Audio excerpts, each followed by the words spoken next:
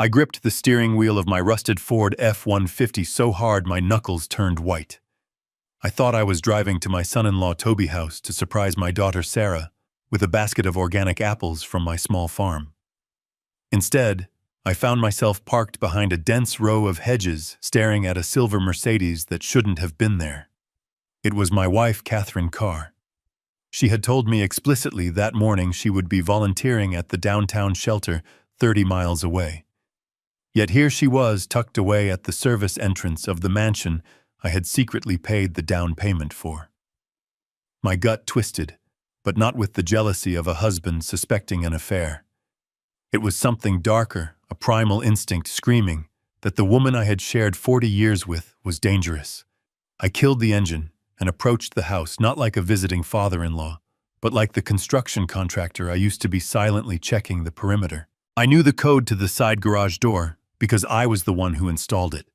I crept through the shadows until I reached the study window, which was cracked open just an inch to let in the autumn breeze. I expected to hear whispers of romance.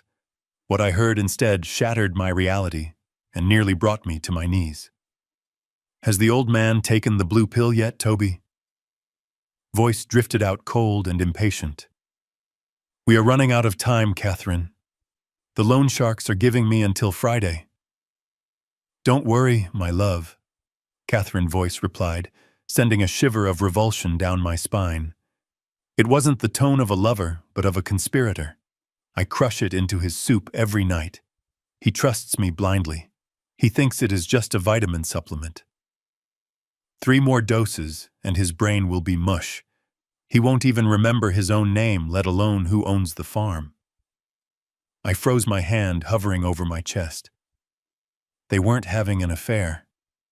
They were murdering me. Slowly, methodically. "Just make sure he signs the power of attorney before he goes completely vegetable," Toby sneered. "Once we have that signature, I can liquidate his retirement fund and sell that useless farm. We will put him in the cheapest state facility we can find and tell Sarah it was for his own safety." "Don't let Sarah know," Catherine warned sharply. "She is too soft. She actually loves the old fool. If she finds out we are speeding up his dementia, she will ruin everything." I backed away from the window, my heart pounding a frantic rhythm against my ribs. My breath came in shallow gasps. My wife. The woman I had built a life with was poisoning me to cover her son in law gambling debts. I reached into my pocket and pulled out my phone, my hands trembling as I hit record. I needed proof. I needed to capture their laughter as they toasted to my demise. I stood there for 2 minutes recording the blueprint of my own destruction before slipping back into the shadows. I didn't storm in. I didn't scream. I did what I have done all my life when facing a structural collapse. I assessed the damage and prepared to rebuild. I drove home in a daze, my eyes fixed on the road, but my mind replaying the conversation. Power of attorney. Blue pills. Liquidate. They thought I was just a retired builder living on a pension. They saw my old truck, my flannel shirts, and my coupons, and assumed I was a simple man with a simple savings account. They had no idea who William Harrington really was. They didn't know that 20 years ago I sold my construction empire for $15 million. I had hidden the money in a blind trust, shielding it from the very greed that was now trying to kill me. I had lived frugally to teach my family the value of hard work, but it seemed the only lesson they learned was how to be predators. I arrived at our modest farmhouse 20 minutes before Catherine. I sat at the kitchen table staring at the family photos on the wall.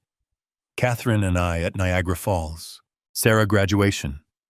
Toby and Sarah wedding where I had paid for everything anonymously. I looked at the face of the woman in the frame and tried to find the monster she had become. The front door opened, and Catherine breezed in carrying the scent of expensive perfume and the lie of a long day at the charity shelter. "Bill, honey, are you home?" she called out, her voice dripping with that fake sweetness that now made me nauseous. "I am in the kitchen, Catherine," I replied, keeping my voice steady, forcing my body to relax into the posture of a tired old man.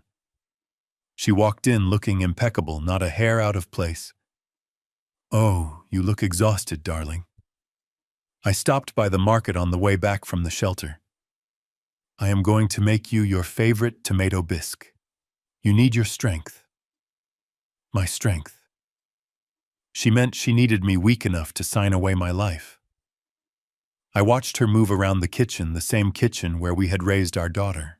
She hummed a melody as she chopped vegetables, her back to me. I saw her reach into her purse and pull out a small blue vial. She glanced over her shoulder, checking if I was watching. I closed my eyes, feigning a nap. The sound of a mortar and pestle grinding against ceramic echoed in the room, the sound of my execution being prepared. "Here you go, Bill. Eat it while it is hot," she said, placing the steaming bowl in front of me. The red soup looked inviting, but I knew it was a cocktail of chemical restraints. "Thank you, Catherine," I said, my hand shaking intentionally as I picked up the spoon. "You always take such good care of me." "Always," she smiled, watching me with the intensity of a hawk. "Eat up." I took a spoonful, bringing it to my lips, but then I dropped my napkin. "Oh, clumsy me," I muttered, bending down under the table. In that split second of concealment, I poured the spoonful into a plastic Ziploc bag I had taped inside my wide flannel sleeve. I repeated this dance, eating a little bread, creating a mess, acting the part of the deteriorating senior they wanted me to be. After 10 minutes, I pushed the half-empty bowl away. "I feel dizzy, Catherine. My head. It feels like cotton." "That is just the fatigue, Bill," she said, moving closer, her hand resting on my shoulder. Her touch felt like ice. "Why don't you go rest in the recliner? I will handle everything." I stumbled toward the living room, dragging my feet, allowing my eyelids to droop. I collapsed into my leather armchair, letting my mouth hang open slightly, mimicking the deep sleep of the medicated. Through my eyelashes, I watched her. Catherine didn't clean up. She walked straight to the hallway and pulled out her phone. "It is done," she whispered, her voice devoid of any warmth. "He is out cold, Toby. The dose was strong today. He is slurring his words and stumbling. He is ready." I heard Toby's voice on the other end, tinny and frantic. "Good. Get the papers ready. Tomorrow we bring in the doctor. My friend says he can certify him as incompetent by noon. We will have him in the facility by the weekend." "Do it," Catherine hissed. "I can't stand playing the nurse anymore. I want this over. I want my money." She hung up and looked at me one last time. Her face wasn't the face of a wife looking at her husband. It was the face of a vulture looking at a carcass. She turned off the lights, leaving me in the darkness of the living room. I waited until I heard her bedroom door click shut upstairs. Then I opened my eyes. The fog they hoped to create in my mind was non-existent. In its place was a cold, crystal-clear rage. They wanted a senile old man. Fine. I would give them a performance worthy of an Academy Award. But while they were busy preparing my committal papers, I would be preparing their indictment. I slowly sat up and reached for the burner phone I kept taped under the seat of the recliner, a habit from my days negotiating high-stakes contracts in dangerous neighborhoods. I dialed a number I hadn't called in years. "Blackwood. It is Harrington." The voice on the other end was rough, surprised. "William. I thought you retired to grow corn and play grandpa. Why are you calling me on the emergency line?" "I am done playing grandpa," I whispered, my eyes fixed on the stairs. "I need you to open the vault, reactivate the holding companies. And Blackwood, I need a private investigator and a forensic toxicologist at my farmhouse within the hour. Park down the road. I have a sample of soup for you." There was a pause, and then I heard the smile in Blackwood's voice. "Welcome back to the game, William. Who is the target?" "My wife and my son-in-law," I said, feeling the last remnants of my old life burn away. "They think they are hunting a helpless deer. I need you to show them they just stepped into a cage with a lion." I hung up and sat in the dark, listening to the silence of the house that had become my prison. Tomorrow, they would bring their fake doctor. Tomorrow, they would try to erase William Harrington. But they had made a fatal miscalculation. They assumed my silence was weakness. They assumed my thrift was poverty. And tomorrow, when they tried to spring their trap, they were going to find out exactly what happens when you corner a man who has built skyscrapers from the mud up. I closed my eyes, not to sleep, but to plan. The first clash was over. The war had just begun. The next morning, sunlight streamed through the dusty curtains, hitting my face with a cruel cheerfulness. I woke up with a stiff neck from sleeping in the armchair, but I didn't move. I had to maintain the charade. I heard footsteps on the stairs, heavy and confident. It was Toby. He had arrived early. I heard him whispering with Catherine in the kitchen. "Where is his wallet?" Catherine asked. "I took it from the nightstand while he was passed out," Toby replied. "And his keys. He is not going anywhere today. We can't risk him driving off and causing a scene." I felt a surge of anger. They were stripping me of my autonomy piece by piece. I let out a groan, shifting in the chair. "He is waking up," Catherine hissed. "Go get Dr. Evans. Remember, he is confused. He is aggressive. That is the narrative." Toby walked into the living room accompanied by a man I had never seen before. He was wearing a white coat, but his shoes were scuffed and his shirt was untucked. He looked more like a racetrack regular than a medical professional. Dad Toby said, his voice loud and condescending, like he was talking to a toddler. "This is Dr. Evans. He is a specialist. He is here to check on you." I blinked rapidly, looking around with feigned confusion. "Who? Where is my truck? I need to go to the hardware store." "You don't have a truck, Bill," Catherine said, entering the room with a look of practiced pity. "You sold it years ago. Don't you remember?" She was gaslighting me, rewriting my history in real time. "I did not sell it." I snapped, adding a tremor to my voice. "It is in the driveway." Dr. Evans stepped forward, shining a penlight into my eyes aggressively. Aggression, confusion, disorientation, classic signs of advanced cognitive decline. He hasn't even asked me a question yet, I thought, but I played along, swatting his hand away. "Get that light out of my face." "Who are you people?" "See," Toby said, turning to the fake doctor. "He gets violent. Yesterday he threw a cup at Mom. I never threw anything." But I saw the doctor nodding, scribbling on a clipboard. "Mr. Harrington, do you know what year it is?" the doctor asked. "It is," I paused, pretending to struggle. 1998. The doctor exchanged a smirk with Toby. "Severe temporal dislocation. I think we have enough for the emergency custody order. It is unsafe for him to be alone." Catherine let out a sob, a perfect theatrical performance. "Oh, my poor Bill. I just want him to be safe, doctor. If a facility is the only way, then I suppose I must sign." They were doing it right in front of me, discussing my incarceration as if I were a piece of furniture to be moved. "Sign here, Mrs. Harrington," the doctor said, handing her a clipboard. "This grants immediate medical guardianship to you and your son-in-law.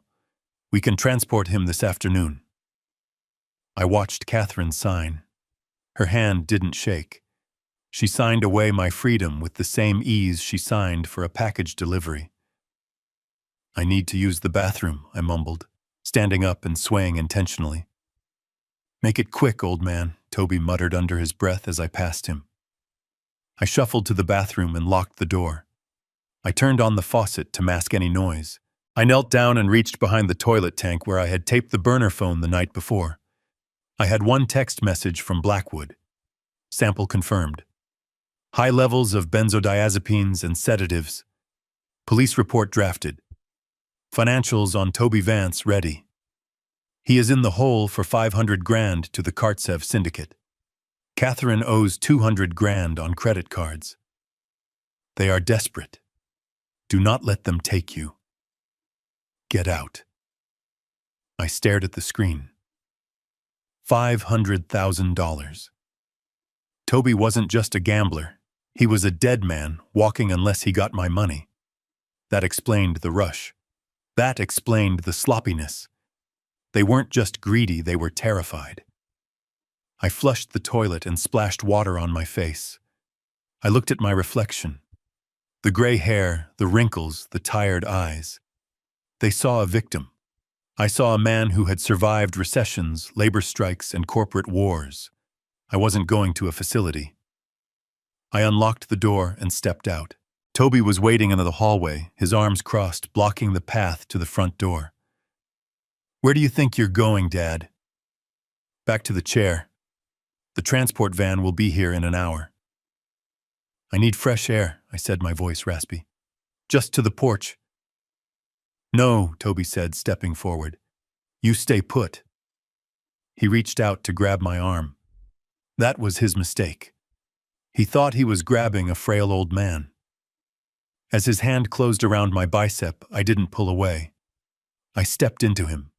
I used a leverage technique I learned in the Marine Corps 50 years ago, a muscle memory that hadn't faded with age. I grabbed his wrist, twisted it outward, and drove my shoulder into his chest. Toby's eyes widened in shock as he stumbled back, losing his balance. He crashed into the hallway table, knocking over a vase. "What the hell?" he shouted, clutching his wrist. Catherine screamed from the living room. "What did you do, Bill?" I didn't answer. I moved with a speed that surprised even me. I bolted for the kitchen, not the front door. The back door key hung on a hook by the fridge. I grabbed it and burst out into the cool morning air.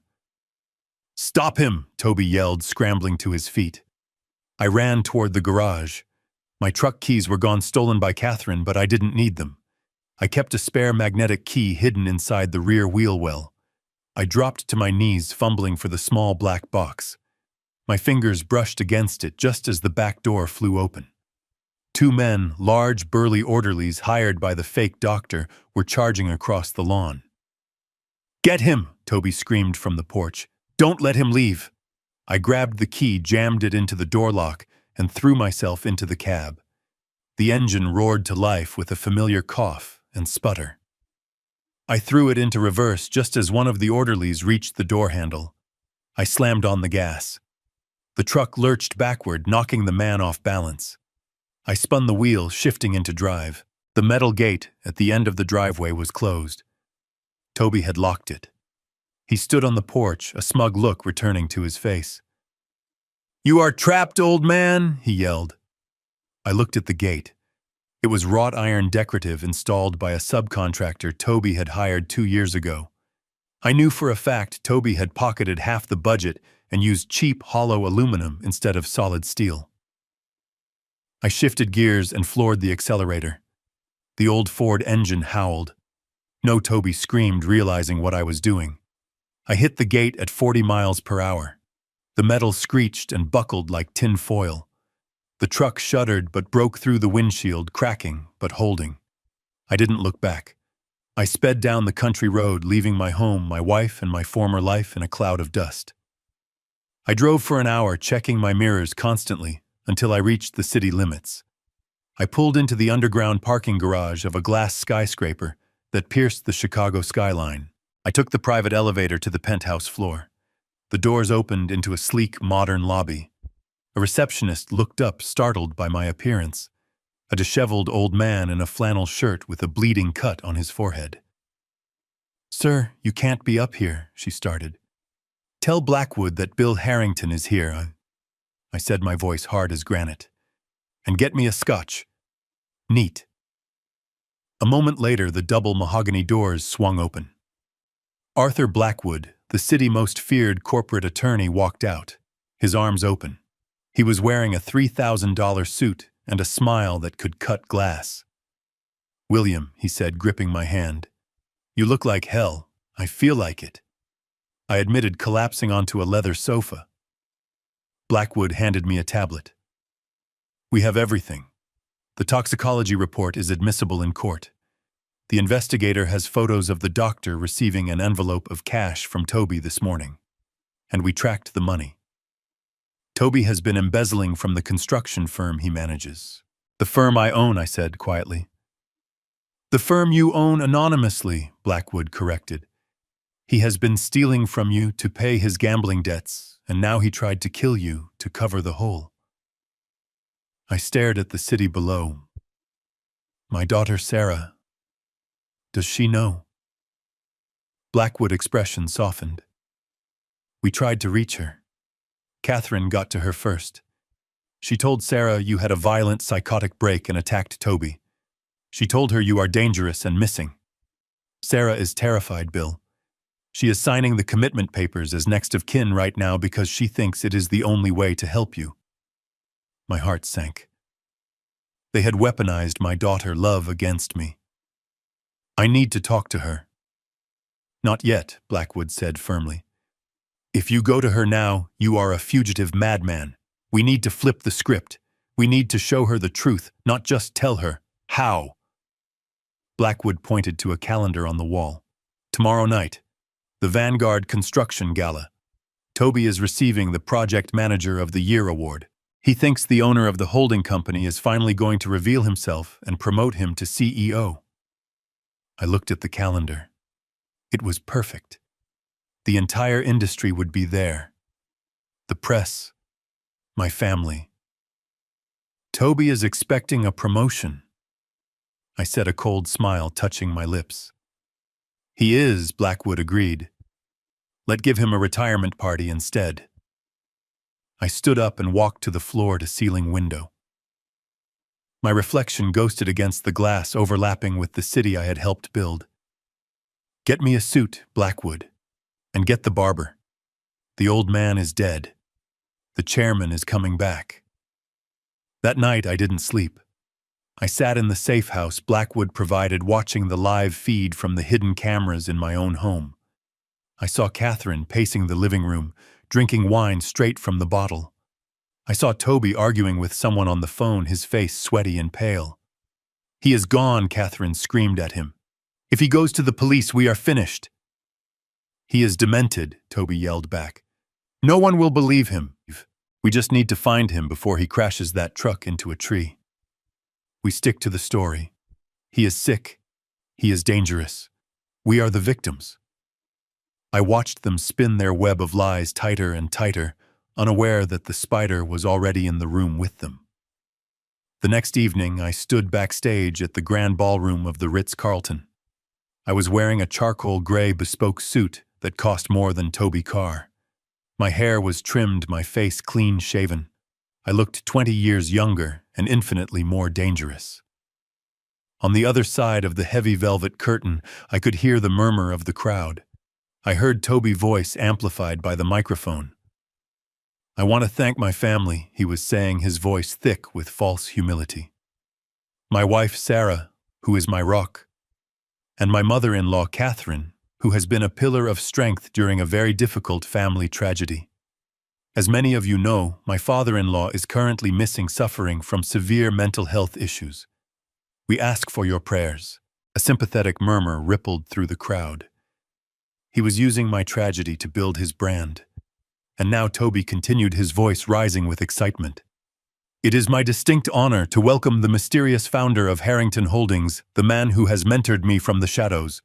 Please welcome Mr. X. The lights dimmed. A spotlight hit the center of the stage. The curtain began to rise. I stepped into the light. The applause started, then faltered, then died completely. Toby dropped his glass. It shattered on the stage, the sound echoing like a gunshot. Catherine, who was standing in the front row, put a hand to her mouth, her eyes bulging. Sarah stood up, her face a mask of confusion. Dad. I walked to the microphone. The silence was absolute. I looked at Toby, who was trembling so hard his knees were knocking together. I looked at Catherine, who was shrinking into her seat. I looked at my daughter, who looked like a lost child. Good evening, everyone, I said, my voice booming through the hall. My name is William Harrington. I am not missing. I am not crazy. And I am the owner of this company. A gasp went through the room. Toby tried to grab the microphone. Dad, you are confused. You shouldn't be here. I caught his wrist, the same one I had twisted yesterday. Sit down, Toby, I said, my voice low and lethal. We have some business to discuss. I signaled to the tech booth. The giant screen behind me lit up. It wasn't a corporate logo. It was a video. Grainy night vision footage. It was the video from my kitchen. Toby turning the gas valve on the stove. The crowd erupted. That is not all, I said. The image changed. A bank statement. Highlighting unauthorized transfers of $3 million from the company accounts to an offshore gambling site. Toby Vance, I said, turning to my son-in-law, who was now kneeling on the stage weeping. You are not receiving a promotion tonight. You are receiving an audit. I pointed to the side entrance. 2 FBI agents walked in, followed by Detective Miller from the local precinct. Catherine tried to run. She made it to the exit doors before 2 officers blocked her path. This is a lie, she screamed, pointing at me. He is insane! That is a deepfake. I looked at Sarah. She was standing alone in the middle of the chaos, tears streaming down her face, looking from her husband to her mother, to me. Sarah, I said, my voice softening. I am sorry you had to find out this way. But they were killing me. Literally. I gestured to the screen again. The toxicology report appeared. Lethal levels of sedatives. Sarah looked at her mother. Mom, is it true? Catherine's face twisted into a snarl. He is a selfish old miser, Sarah. He has millions. Millions. And he made us live like peasants. I did it for us. That was the confession. The room went silent again. Sarah backed away from her mother, horror dawning in her eyes. The police handcuffed Toby on stage. He was sobbing, begging for mercy, blaming Catherine, blaming the loan sharks, blaming everyone but himself. I walked over to him. I leaned down so only he could hear me. You wanted my money, Toby. You wanted the power. Well, now you have the attention of the most powerful people in the city. Enjoy it. As they dragged him away, I stood center stage alone. The applause didn't return. There was only the heavy, somber weight of the truth. I had won. I had saved my life. I had reclaimed my empire. But as I looked at my daughter broken and weeping in the aisle, I knew the cost of this victory would be paid for the rest of our lives. But I was alive. And for the first time in a long time, I was in control. The lion had left the cage and he wasn't going back in. Sunlight sliced through the gaps in the heavy velvet curtains, assaulting my eyes with a brightness that felt mocking. I sat up in bed, allowing a groan to escape my lips. A sound that was half performance and half genuine stiffness from sleeping in a tension-filled house. My hand instinctively reached for the nightstand, seeking the cold metal of my truck keys and the familiar leather of my wallet. My fingers brushed against nothing but bare, polished wood. The space was empty. My phone, my wallet, my keys, my connection to the outside world, all gone. Panic flared in my chest for a brief second before I extinguished it with the cold water of logic. This was part of their script. I was supposed to be the confused, disoriented old man who misplaced his belongings. The bedroom door creaked open. Catherine entered carrying a tray with tea and toast. She wore a floral apron over her designer clothes, a costume of domesticity that fit her as poorly as a cheap suit. "Good morning, darling," she cooed, placing the tray on my lap. "How are we feeling today?" I rubbed my temples, feigning a headache. "Catherine, I can't find my things, my keys, my wallet. I left them right here last night." She sighed, a long, exaggerated sound of weary patience. "Oh, Bill, we talked about this. You lost them yesterday afternoon. You left them at the grocery store, remember? We spent an hour looking for them." She said it with such conviction, such practiced pity, that a weaker man might have doubted his own sanity. But I remembered exactly where I had put them. I remembered locking them in the top drawer, which was now unlocked and empty. I don't remember that, I mumbled, looking down at the toast. That is what worries me, she said, stroking my hair. Her touch made my skin crawl. Your memory is getting worse by the day. But don't worry. Toby is coming over. He is bringing a specialist to see you. A very expensive neurologist. We just want to help you. The trap was set. They weren't wasting any time. An hour later, I was seated in the living room, dressed in the mismatched clothes Catherine had laid out for me, enhancing my appearance of senility. Toby walked in, exuding the nervous energy of a man with a deadline. Behind him walked a man who looked nothing like a neurologist. He wore a white coat that seemed a size too small and carried a leather briefcase that looked brand new. His eyes darted around the room, assessing the value of the paintings and antiques rather than the patient. Dad, Toby said, his voice loud and slow. This is Dr. Marcus Thorne. He is a friend from the club. He agreed to make a house call to evaluate your condition. Dr. Thorne sat opposite me, crossing his legs. I noticed the mud on his shoes and the faint smell of stale cigar smoke clinging to his clothes. He didn't smell like a hospital. He smelled like a backroom poker game. Mr. Harrington. He began pulling out a penlight. I am going to ask you a few simple questions. Is that all right? I stared at him blankly, letting my jaw slacken slightly. Who are you again? I am the doctor, he repeated, exchanging a smirk with Toby. Tell me, what year is it? I paused, letting the silence stretch. I watched Toby tap his foot impatiently. 19, I started, my voice trembling. 1998. Toby let out a dramatic sigh. See? I told you. He thinks Clinton is still president. Dr. Thorne scribbled something on a notepad that I could see was blank. Severe temporal disorientation, he muttered. Let us try some math. What is 100 minus 7? I furrowed my brow, pretending to exert immense mental effort. 90. No. 82. Cognitive decline is evident, Thorne declared, closing his notepad without writing another word. He turned to Catherine and Toby.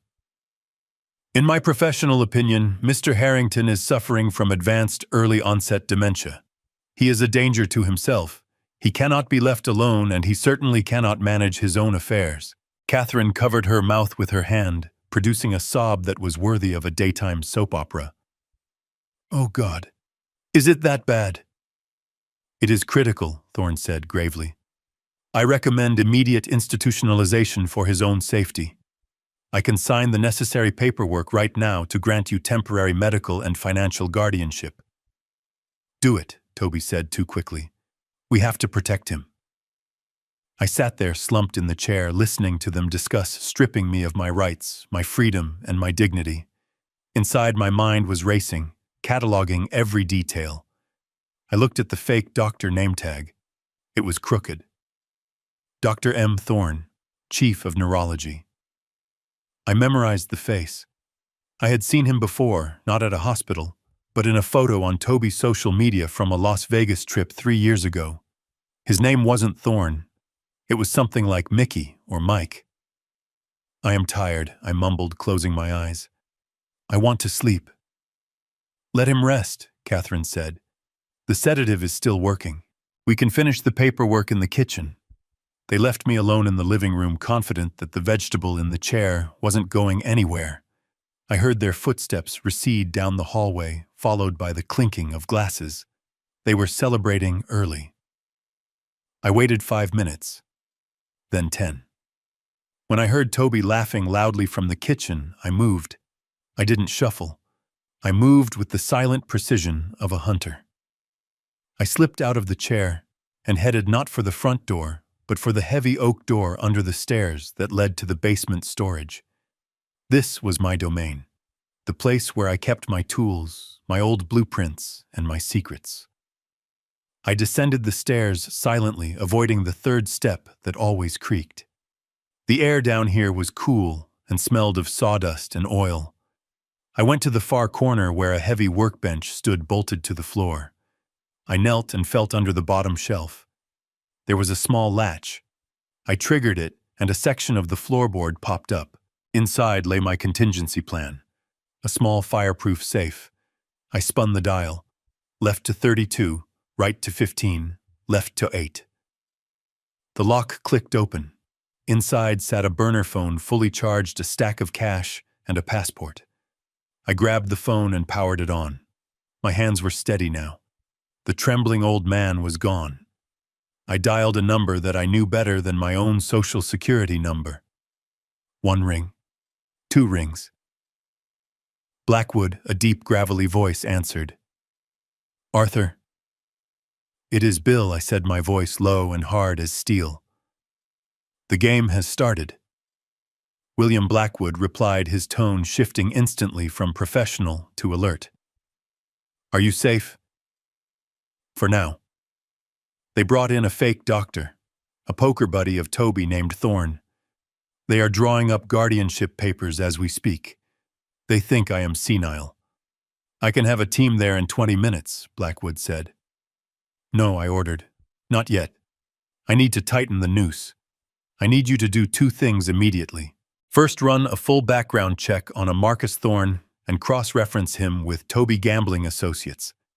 Second, I need you to pull the financial records for Toby Vance and Catherine Harrington. I want to know exactly how much they owe and to whom. Dig deep, Arthur. I want to know every cent. Consider it done, Blackwood said. Anything else?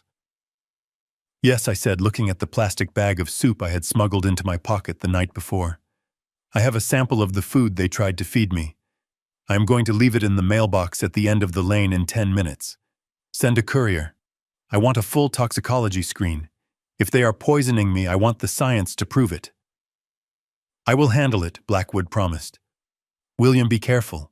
If they realize you are lucid, they won't. I cut him off. They are too blinded by their own greed.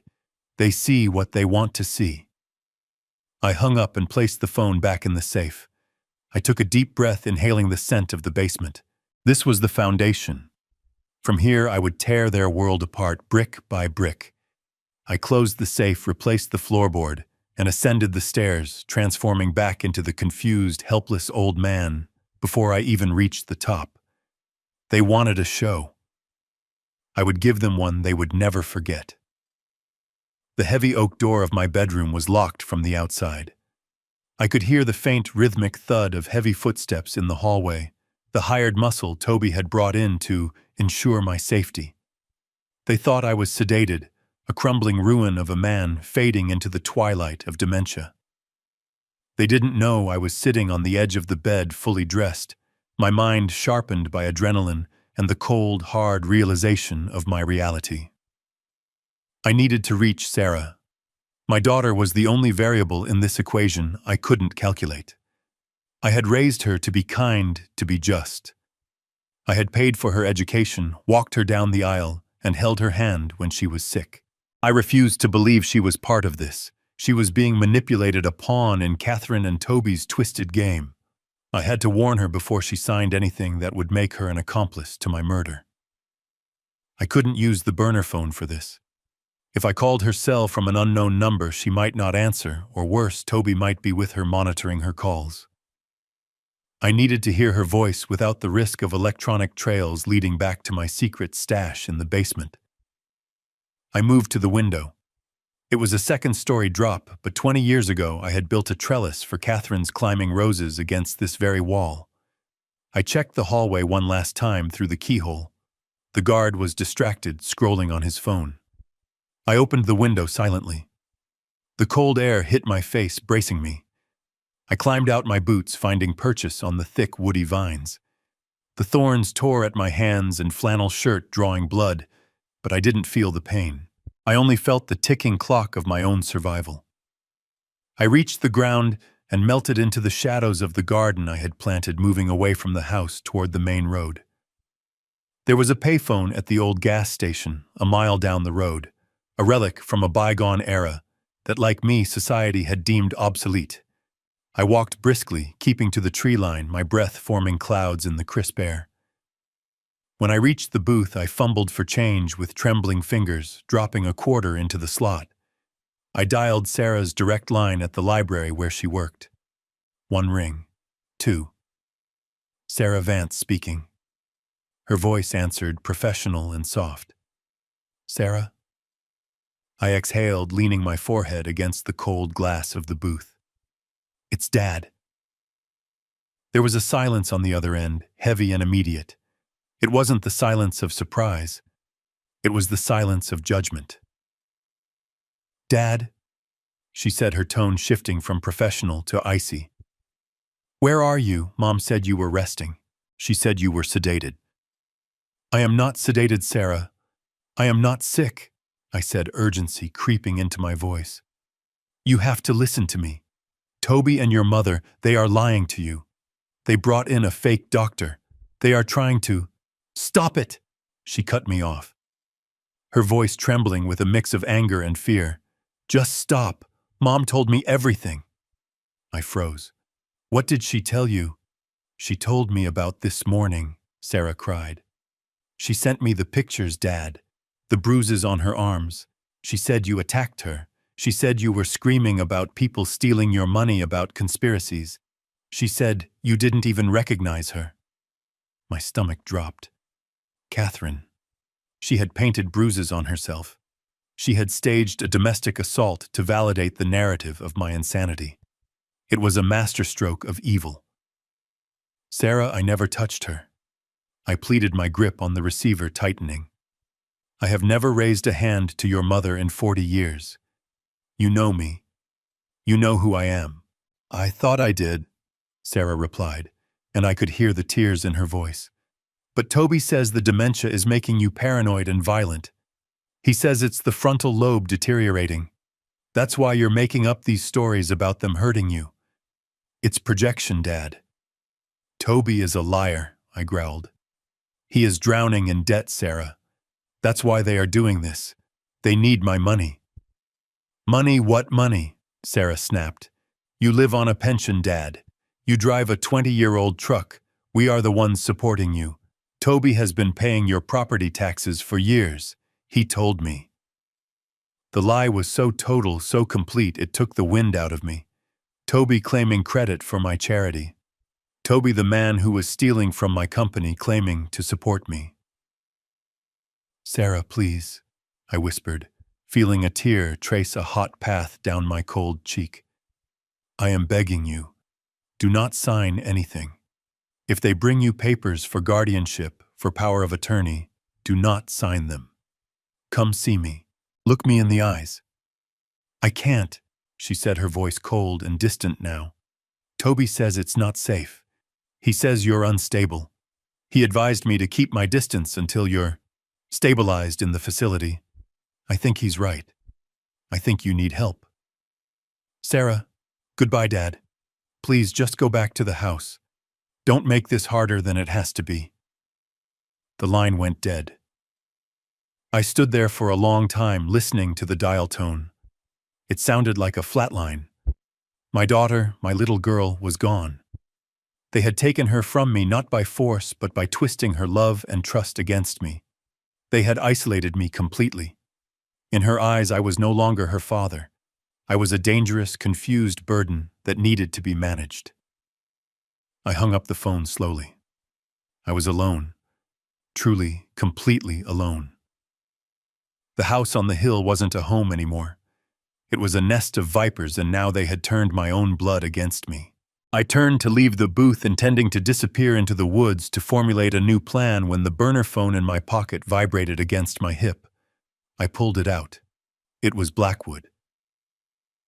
Tell me you have something, Arthur, I answered, my voice devoid of hope. Because I just lost my daughter.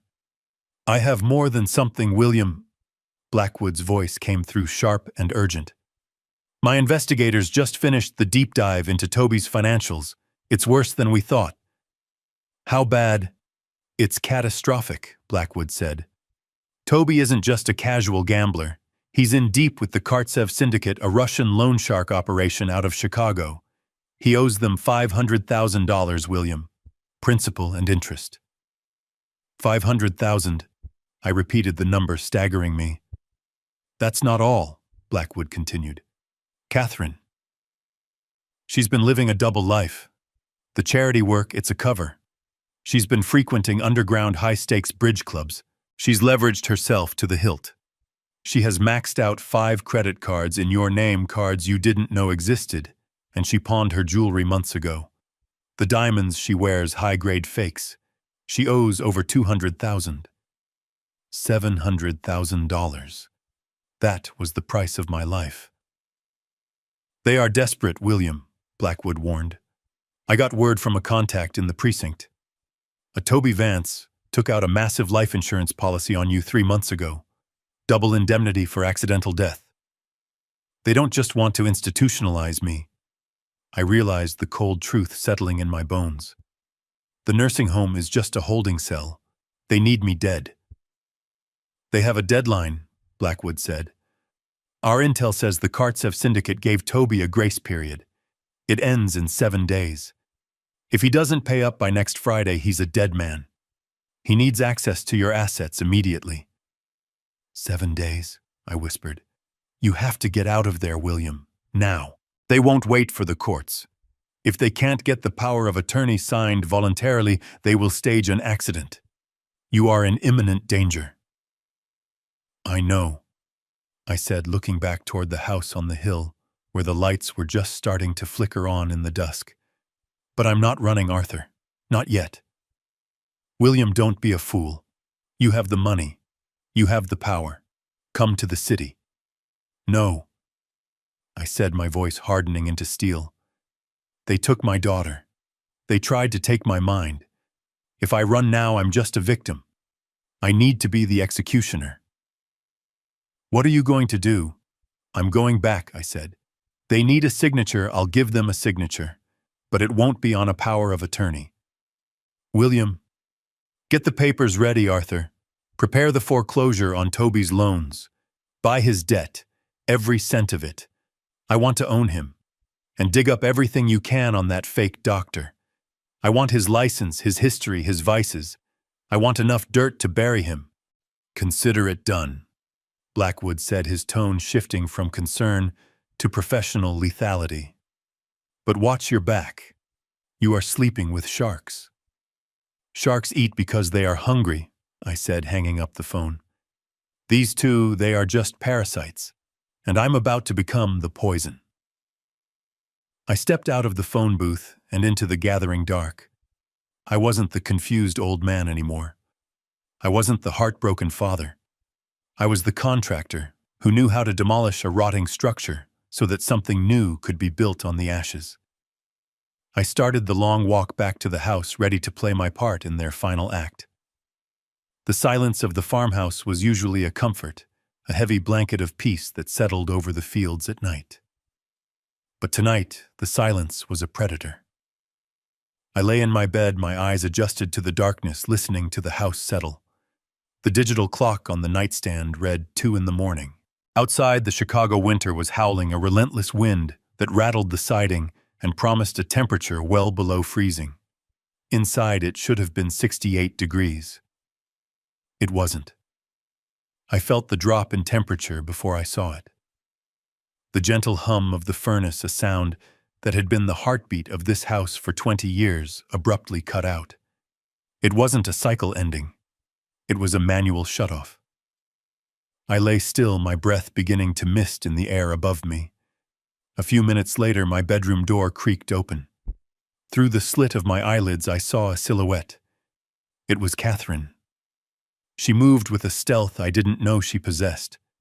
She crept toward the window, the one facing the north field where the wind was strongest. She unlatched it and slid it open all the way. An Arctic blast hit the room instantly, carrying snowflakes that danced in the pale moonlight. She stood there for a moment, shivering in her thick robe, looking at my form, huddled under the blankets. "Sweet dreams, old man," she whispered. Her voice was devoid of humanity. It was the sound of a ledger being balanced. She slipped out, locking the door from the outside. The click of the deadbolt was the sound of my execution order. They weren't waiting for the nursing home. They were trying to induce hypothermia. An old man, confused, opens a window in the middle of winter and freezes to death in his sleep. It happens. It's tragic. It's an accident. I waited until her footsteps faded down the hall. I threw off the covers. The cold bit into my skin, immediately aggressive and sharp. But they had forgotten who I was. I wasn't just a retired grandfather. I was a man who had built skyscrapers in January gales, who had laid pipelines in the frozen Dakotas. I knew cold, and I knew how to survive it. I moved the heavy oak dresser, revealing the false back of my closet. This was my go-bag stash, the remnants of a life lived on rugged job sites. I pulled out my thermal base layers, the heavy-duty heated vest I used to wear during site inspections, and my insulated Carhartt coveralls. I dressed quickly, the layers trapping my body heat. I pulled on thick wool socks and my steel-toed boots. I looked like I was ready to pour concrete in a blizzard, not sleep in my own bed. But the cold wasn't their only weapon tonight. I grabbed my phone and checked the feed from the button camera I had magnetized to the range hood in the kitchen earlier that evening. The screen glowed in the dark room. Toby was there. He was wearing gloves. He wasn't making a midnight snack. He was standing in front of the gas range, the high-end Wolf appliance I had installed for Catherine because she loved to cook. He reached out and turned the knob for the front burner. He didn't press the igniter. He just turned it enough to let the gas hiss. Then the second knob. Then the third. He stood there for a moment, listening to the hiss of the escaping gas. It was the sound of death. He was filling the house with a bomb. If the cold didn't kill me, the carbon monoxide would, or perhaps he hoped I would wake up, strike a match in confusion, and incinerate the evidence of his debts. It was a win-win for him. A tragic gas leak caused by a senile man who left the stove on.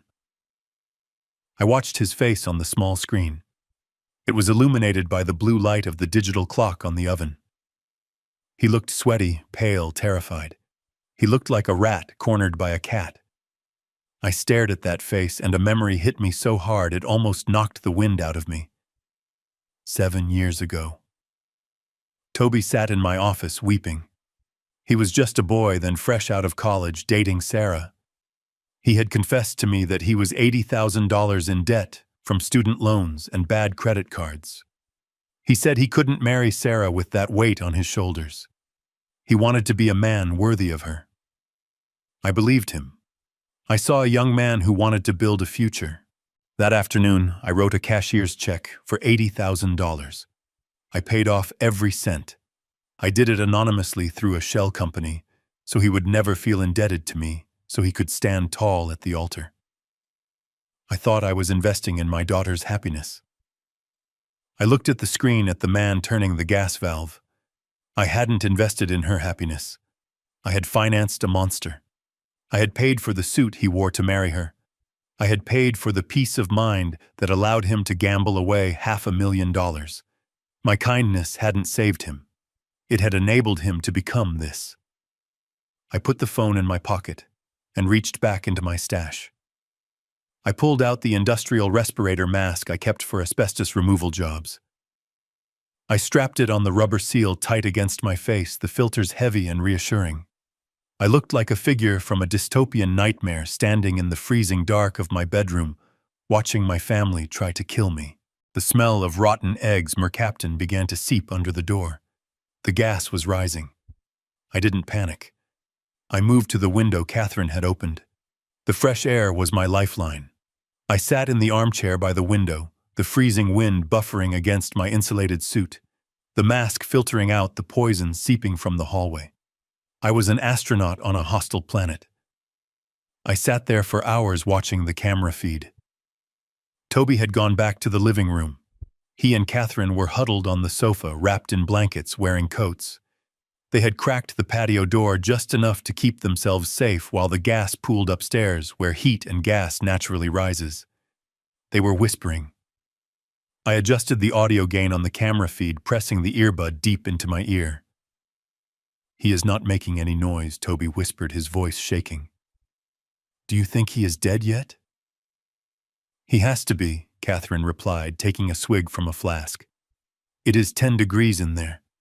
And the gas, I can smell it from here. His heart won't take the strain. What if he wakes up, Toby asked. What if he smells it?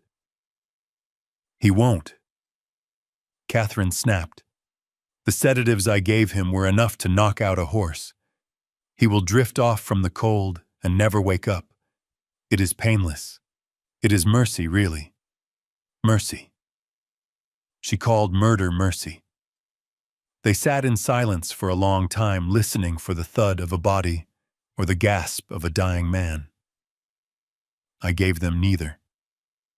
I sat like a stone statue, breathing rhythmically through my filters, my eyes fixed on the door handle, waiting for it to turn. Around 4 in the morning, Toby stood up. He paced the room, running his hands through his hair. I can't take this waiting, he hissed. The Kartsev brothers called me again. They said if I don't have the first installment by Friday, they are going to start mailing pieces of me to Sarah. Catherine grabbed his arm. Calm down. By morning we will have a widow and an inheritance. And if we don't, Toby snarled, pulling away from her. His face contorted into a mask of pure, unadulterated violence. If that old stubborn bastard is still breathing when the sun comes up, I am done playing games. No more pills. No more gas. He leaned in close to her, his voice dropping to a terrifying whisper that the microphone barely picked up. If he is not dead by hypothermia or asphyxiation tonight, tomorrow I use the stairs. I will push him down them myself. I will beat him until he stops moving, and we will say he fell. I don't care about the investigation anymore. I don't care about the nursing home. I can't wait for a court order. He looked at his watch. I have 48 hours, Catherine. 48 hours before they kill me. If he is alive at breakfast, I am ending him with my bare hands. Catherine looked at him, and for a second I thought she might protest. I thought she might show a flicker of the woman I married. Instead, she nodded. Just make sure Sarah isn't home when you do it, she said. That was the final seal. The final shred of my past life incinerated in the invisible gas filling my home. They were past the point of return. And so was I. I checked the battery on my recording device. I had it all. The conspiracy. The attempt. The deadline. The sun began to bleed gray light through the open window. The wind died down. I stood up, my joints stiff, but my resolve harder than diamond. I took off the mask and hid it back in the closet. I stripped off the thermal suit and hid it away. I put on my pajamas, shivering violently as the freezing air hit my skin.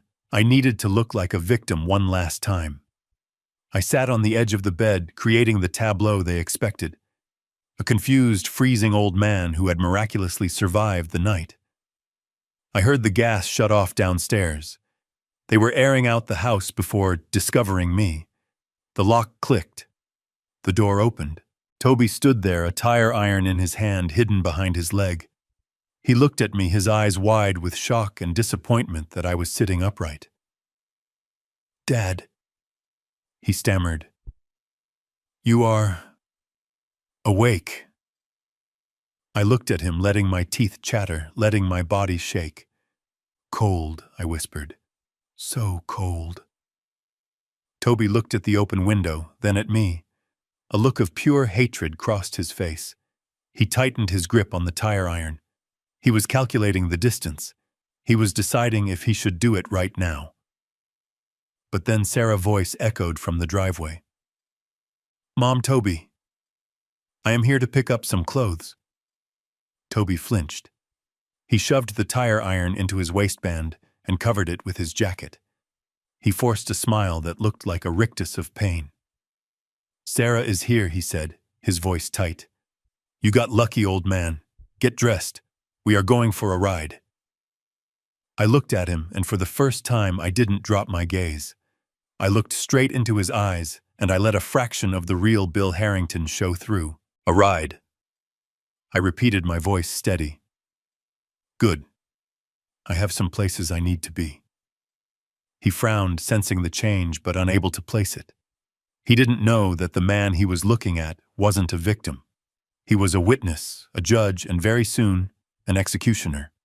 And his 48 hours had just started ticking down.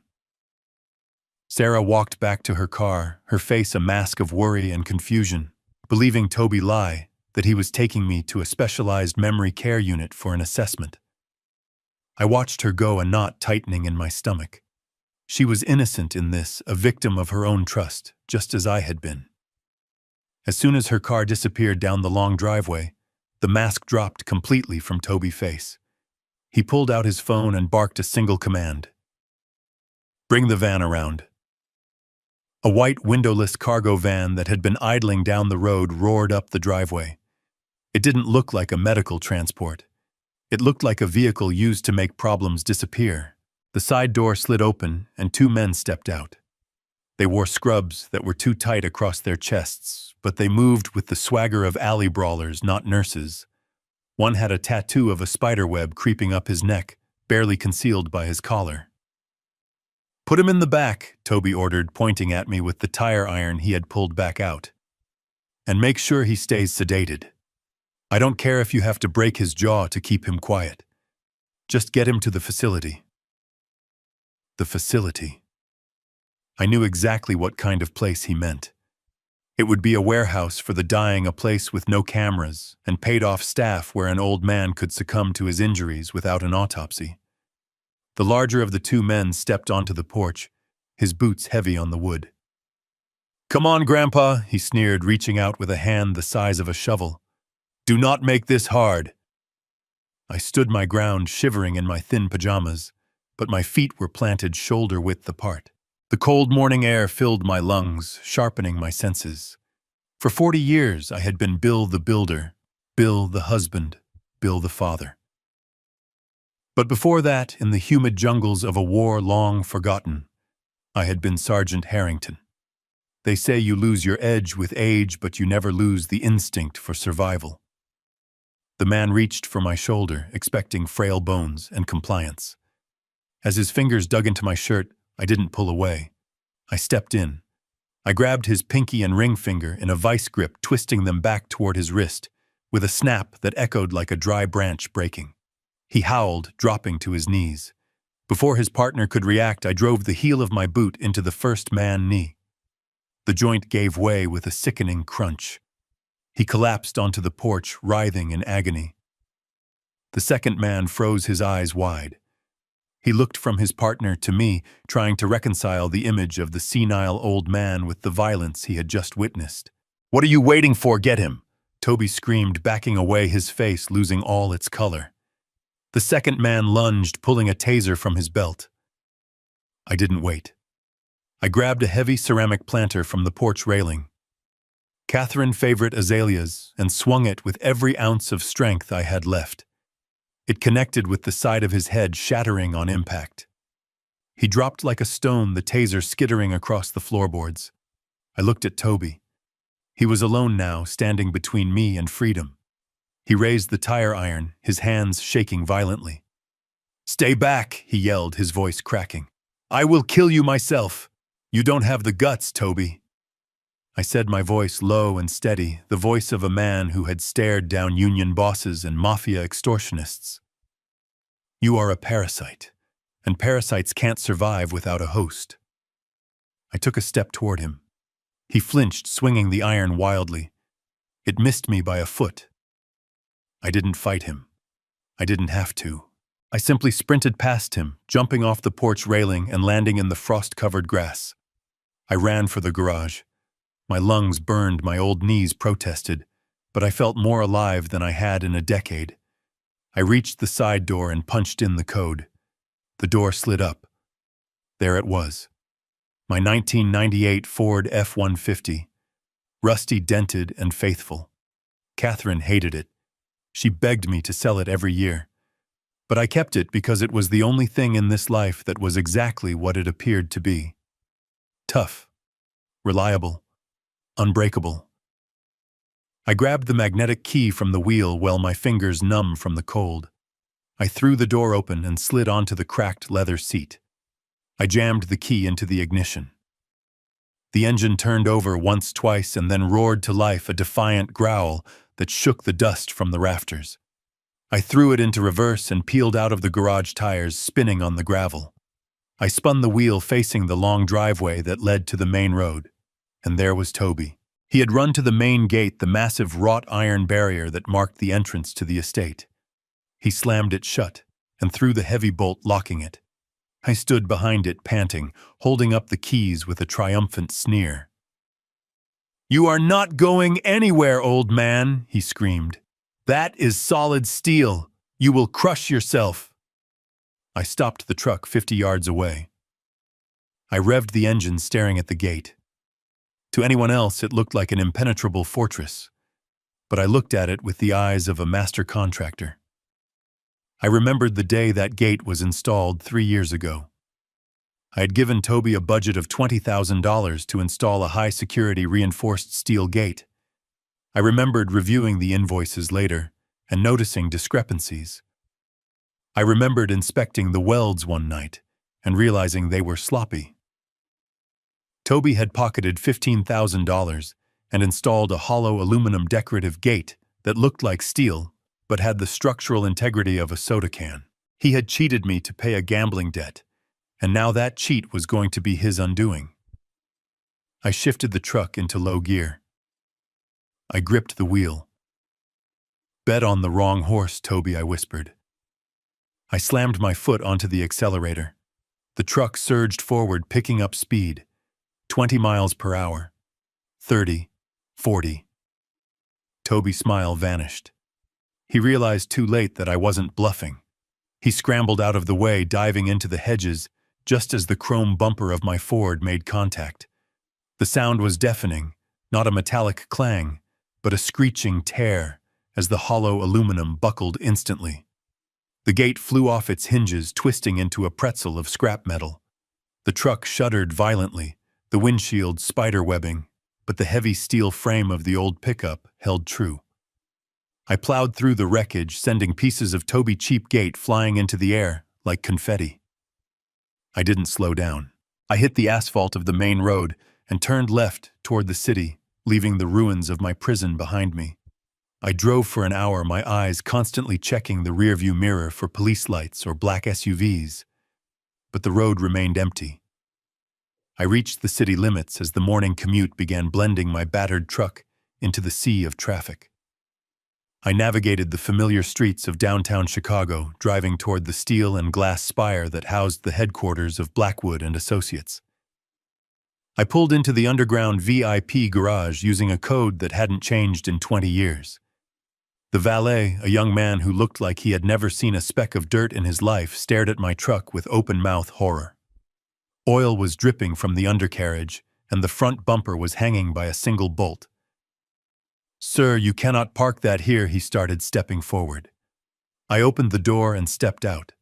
I was wearing pajamas covered in mud, a flannel jacket, and one boot. I looked like a homeless man who had stolen a vehicle. "Park it," I said, tossing him the keys. "And be careful with the transmission. Second gear sticks." Before he could protest, I walked to the private elevator. I placed my hand on the biometric scanner. A red light scanned my palm. "Welcome, Chairman Harrington," the automated voice said smoothly. The doors slid open. I rode the elevator to the 50th floor, the silence giving me a moment to compose myself. I wasn't just escaping. I was arriving. The doors opened directly into the penthouse office. It was a space of mahogany leather and power. Standing by the window looking out over the city he owned a piece of was Arthur Blackwood. He turned as I entered. He didn't flinch at my appearance. He didn't ask if I was okay. He simply nodded. "The barber is in the side room, William. The tailor is waiting with your measurements. Your suit is pressed." I walked past him, heading straight for the Scotch decanter. I poured a glass and downed it in one swallow, feeling the burn chase away the last of the winter chill. "Did you get the files?" I asked. Blackwood tapped a thick leather folder on his desk. "Everything. The toxicologist report came back positive for heavy sedatives and a chemical compound found in rat poison. It was a slow kill, William. I clenched my jaw. And the financials, worse than we thought. Toby isn't just in debt. He has been embezzling from the construction firm you own, the one you let him manage. He has siphoned off nearly $3 million in phantom material costs. And Catherine, she took out a second mortgage on the farmhouse 2 weeks ago, forged your signature. They had hollowed out my life from the inside. I went into the side room. For the next hour I sat in silence as the barber shaved off the gray stubble of the confused old man. I let the hot towel soak away the grime of the basement. I put on the crisp white shirt, the silk tie, the charcoal 3-piece suit that had been tailored in London. I slipped on the Patek Philippe watch that I had kept in the safe for special occasions. When I looked in the mirror, Bill, the retiree, was gone. The man staring back was William Harrington, the man who had built this city, who had crushed unions and negotiated with senators. The eyes were the same, but the predator was back behind them. I walked back into the main office. Blackwood was on the phone, but he hung up immediately when he saw me. He stood up and bowed his head slightly, a gesture of respect he offered to almost no one. "Welcome back, Mr. Chairman," he said. I walked to the head of the conference table and sat down. "Set up the meeting, Arthur," I said, my voice devoid of any emotion. "Invite Toby. Invite Catherine. Invite Sarah. Tell them the board of directors is holding an emergency gala to announce the new CEO. Tell Toby he is the front-runner." "He will think he won," Blackwood said, smiling. "Exactly," I replied. "Let him think he has won everything. Let him walk into that room thinking he is a king, because I want to look him in the eye when I take his crown." I opened the file on the desk, revealing the evidence of their betrayal. "The old man died in that farmhouse, Arthur. Tonight, the chairman goes hunting." The polished mahogany conference table was covered in documents that detailed the systematic destruction of my legacy. I sat at the head of the table, a tumbler of aged scotch, untouched, near my hand, watching the large flat-screen television mounted on the wall. The local news was on, and my face was plastered across the screen. It was an old photo, one taken at a barbecue 5 years ago, where I looked particularly disheveled. The banner underneath read, "Missing and endangered elderly man suffering from dementia, violent and confused." They had wasted no time. Catherine and Toby had called the police immediately after I smashed through the gate. They told the officers I had suffered a psychotic break, that I had attacked my son-in-law with a weapon, and that I had fled in a vehicle I was no longer licensed to drive. They had turned the entire city into a hunting ground, and I was the prey. A silver alert had been issued. Every patrol car in Chicago was looking for a rusted Ford F-150 driven by a lunatic. Arthur Blackwood muted the television with a disgusted shake of his head. "They are playing the victim card perfectly, William. The police report states Toby is pressing charges for assault with a deadly weapon. They claim you tried to run him down. If you step outside this building, you will be arrested at gunpoint." "Let them look," I said, my voice calm. "The truck is already being scrapped at a yard your associates own.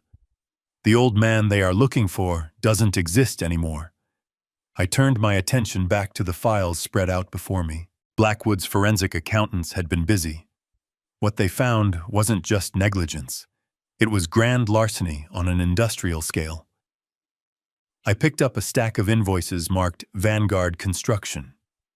Vanguard was one of the mid-sized firms I had acquired quietly a decade ago. It was the company where I had pulled strings to get Toby a job as a project manager 5 years ago. I wanted him to learn the business from the ground up to earn his keep. I flipped through the pages. Phantom vendor payments. Invoices for high-grade steel that was swapped for cheap iron. Overbilling for labor crews that never existed. He didn't just borrow money from loan sharks. "Arthur," I said, tracing a line of fraudulent transactions. "He has been gutting Vanguard from the inside out. Look at this." He billed the company $200,000 for concrete foundations on the riverfront project. I visited that site last month in my disguise. The foundations were precast. He pocketed the difference. Blackwood nodded grimly. It totals $3.2 million over 4 years. He has been feeding his gambling addiction with your money, William. The irony is he thinks he is stealing from a faceless conglomerate. He has no idea Vanguard is a subsidiary of Harrington Holdings. I laughed, a dry, humorless sound. He has been stealing from his own inheritance. He has been robbing the hand that fed him, thinking he was outsmarting a corporate giant. He is sloppy, Blackwood noted. He left digital fingerprints everywhere. He signed off on these invoices personally. We have him on wire fraud, embezzlement, and corporate theft. I can call the district attorney right now. We can have the FBI raid his house before dinner. I leaned back in the leather chair, tenting my fingers. The temptation was strong. To see him dragged out in handcuffs, to see Catherine weeping as the assets were seized. But it wasn't enough. An arrest would allow them to play the victim. They would spin it. They would say the evil corporation was scapegoating a hard-working employee. They would say I was a confused old man, manipulated by lawyers. I needed something definitive. I needed a public execution of their character. No police yet, I said. Blackwood frowned. William, he is dangerous. He tried to gas you. And if we arrest him now, he becomes a martyr to my daughter, I countered. Sarah still thinks he is her protector. She thinks I am the villain. If I destroy him in the dark, she will never forgive me. She needs to see the monster without the mask. So what is the play? Blackwood asked. I stood up and walked to the window, looking out at the city lights. I want you to organize a gala. Tomorrow night. The Ritz-Carlton. Make it the event of the season. Call it the Harrington Holdings Annual Leadership Summit. That is impossible to pull off in 24 hours, Blackwood started, but I cut him off. You are Arthur Blackwood. You can pull off a miracle in an hour. Send an invitation to Toby. A platinum invitation. Tell him the board of directors has been watching his performance at Vanguard. Tell him the mysterious chairman is stepping down and looking for a successor. Tell him he is on the short list for CEO. Blackwood's eyes widened, a slow smile spreading across his face. You want to bait him with the one thing he wants more than money. Power, I confirmed. His ego is his Achilles heel. If he thinks he is being promoted, he will walk into that room like a king. He will bring Catherine to show off. He will bring Sarah to witness his triumph. And when he gets there, Blackwood asked. When he gets there, I will be waiting, I said. I want the ballroom filled with the city elite. Judges, politicians, business leaders. And I want the police waiting in the wings. I want his fall to be televised. Blackwood tapped a note on his pad. It is risky. If he suspects anything. He won't, I said.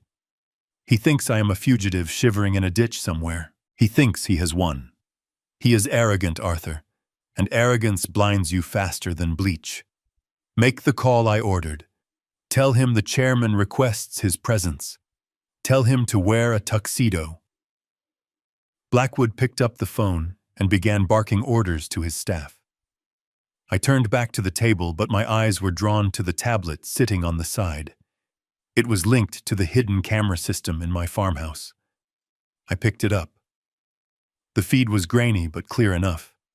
It showed my study, the sanctuary where I had spent years reading and planning. Catherine was there.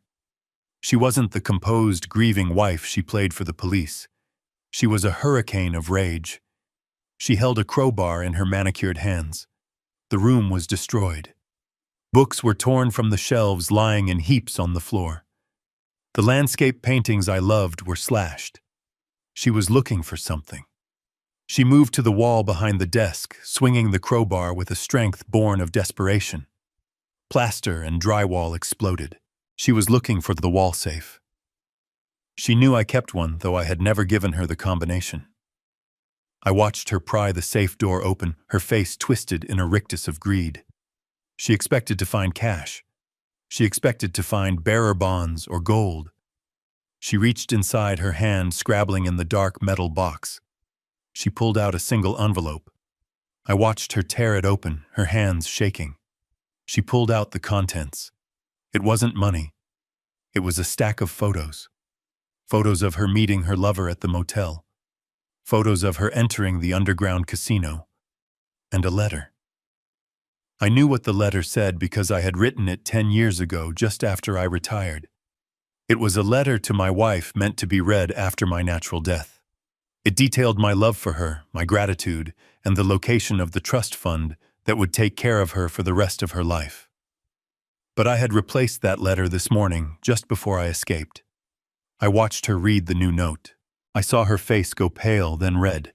She screamed a soundless cry on the muted video and threw the paper at the camera she didn't know was there. She didn't find millions. She found a photocopy of her own credit card debt and a note that simply said, "I know, keep looking, Catherine." I whispered to the screen.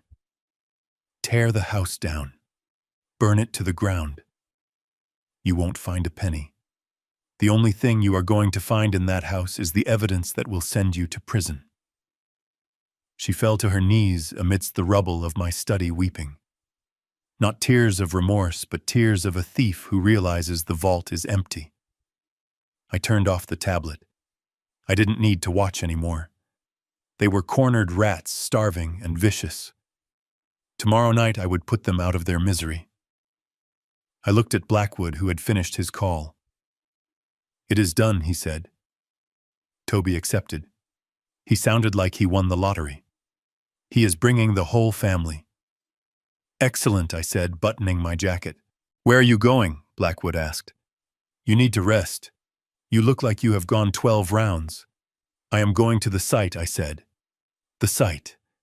The new high-rise on Michigan Avenue. The one Toby is supposedly managing. I want to see the books myself. I want to see exactly where he buried the bodies. If I am going to destroy him tomorrow, I need to know every nut and bolt of his failure." "William, it is dangerous. The police." "I have a new car, a new suit, and a new face," I said, gesturing to my clean-shaven jaw. "Nobody looks at the chairman. They only look at the power." I walked out of the office, the heavy door clicking shut behind me. The hunt was entering its final phase. They had tried to bury me in the cold, but they forgot that I was the seed, and tomorrow the harvest would be blood. The heavy cream cardstock felt like salvation in Toby's hands. He stood in the wreckage of my study, the debris of Catherine Rampage still scattered on the floor, but he wasn't looking at the destruction anymore. He was staring at the embossed gold lettering of the invitation that a courier had just hand-delivered. It was heavy, expensive, and smelled faintly of old money. "It is happening, Catherine," he breathed, his voice trembling with a mixture of hysteria and relief. "Look at this. The chairman. The actual chairman of Harrington Holdings wants to see me." Catherine snatched the card from him, her eyes scanning the text greedily. "Annual Leadership Summit, Ritz-Carlton, private audience regarding executive restructuring." "Restructuring," she whispered. "That means a promotion." "It means CEO." Toby corrected, a manic grin spreading across his face. He paced the room, kicking aside a torn book without noticing. "I heard rumors that the old leadership was clearing house. They want fresh blood. They want someone who has delivered on the big projects. That is me, Catherine. I am the golden boy." He laughed, a sound that bordered on madness. "Do you know what a CEO package looks like? Signing bonus, stock options, a salary that makes my current paycheck look like minimum wage." "Is it enough?" Catherine asked, her voice sharp. "Is it enough to pay the Russians by Friday?" "It is enough to pay them 10 times over," Toby shouted. "I can get an advance on the signing bonus tomorrow. I can walk into that meeting with Kartsev and throw the money in his face. We are saved, Catherine. We are actually saved." They hugged amidst the ruins of my life, clinging to each other like shipwrecked survivors who had just spotted land. They didn't see a trap. They saw a lifeline. Their arrogance was so blinding, they didn't pause to question why a chairman they had never met would promote a project manager who was currently under investigation for embezzlement, an investigation they didn't know existed yet. "We have to be perfect," Catherine said, pulling away and smoothing her hair. "We need to look like the dynasty we deserve to be. We need Sarah there. We need to present a united front." "What about the old man?" Toby asked, his face darkening. "The police still haven't found him. If he shows up." "He won't," Catherine snapped. "He is probably frozen in a ditch somewhere, or wandering the streets talking to pigeons. And if he does show up, who is going to believe him? He is the crazy old man who attacked you. You are the future CEO of a billion-dollar empire. You are untouchable." She walked to the window, looking out at the driveway where my truck used to be parked. But just in case, she murmured, "We need to cover our bases.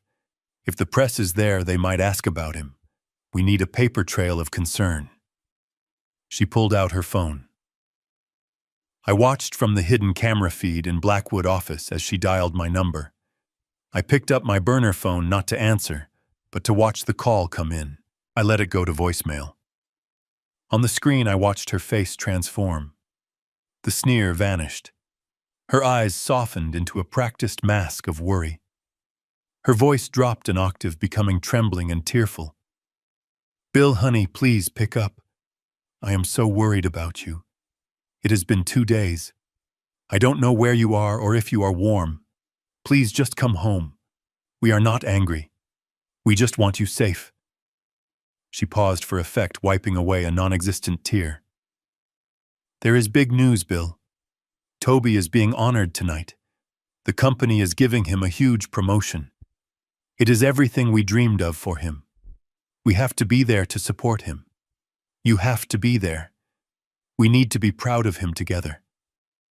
Please, honey, come home so we can be a family again." She hung up, and immediately the sneer returned. "There," she said, "if the police pull his phone records, they will see a loving wife begging her sick husband to return." "Brilliant," Toby said. "Now go get ready. We have a gala to conquer." High above the city, in the silence of the penthouse, I hit the stop button on the recording. I replayed her message one more time. "We need to be proud of him." I laughed. It was a cold, dry sound that startled Blackwood, who was sitting across the desk reviewing a stack of contracts. "She wants me to be proud." "Arthur," I said, tossing the phone onto the leather blotter. "She wants the doting father-in-law to applaud while the wolf eats the sheep." "They took the bait," Blackwood confirmed. "Toby, SVPD 4 minutes ago. He requested a table near the front." "Of course he did," I said. "He wants the spotlight." I stood up and walked over to the desk. Blackwood had prepared the documents I requested. They were complex financial instruments, the kind of paperwork that moved mountains without making a sound. "The Kartsev debt?" I asked. Blackwood nodded. "My broker made contact with the syndicate an hour ago. The Russians were pragmatic. They don't care who pays as long as they get paid. They were actually quite happy to offload a high-risk debtor like Toby." "How much?" I asked. $550,000, Blackwood said. "That includes the late fees and the VIG." I pulled a checkbook from my inside pocket. It wasn't the joint account I shared with Catherine. It was drawn on the Harrington Trust, an account with a balance that looked like a telephone number. I wrote the check without hesitation. My hand didn't shake. This wasn't spending money. This was buying a weapon. "Buy it," I said, sliding the check across the desk. "I want the promissory note in my hand before the gala starts." Blackwood took the check. "You realize what this makes you, William? You are not just his boss anymore." "I know," I said, a dark satisfaction settling in my chest. "I am his owner. When he walks into that ballroom tonight, he won't be walking toward a promotion. He will be walking into a foreclosure." And Catherine Blackwood asked. I picked up another file. The credit card companies. Credit card. The second mortgage holder. Buy those two, I ordered. All of it. Every cent she owes. I want to hold the deed to the farmhouse. I want to hold the note on her jewelry. I want to own the clothes on her back. That will cost another 300,000, Blackwood warned. Do it, I said. By tonight, I want them to have nothing that doesn't belong to me. When I strip them down, I want them to realize they have been living in a house of cards, and I am the wind. Blackwood nodded and left the room to execute the orders. I was left alone with the view of the city. The sun was beginning to set, casting long shadows across the skyline.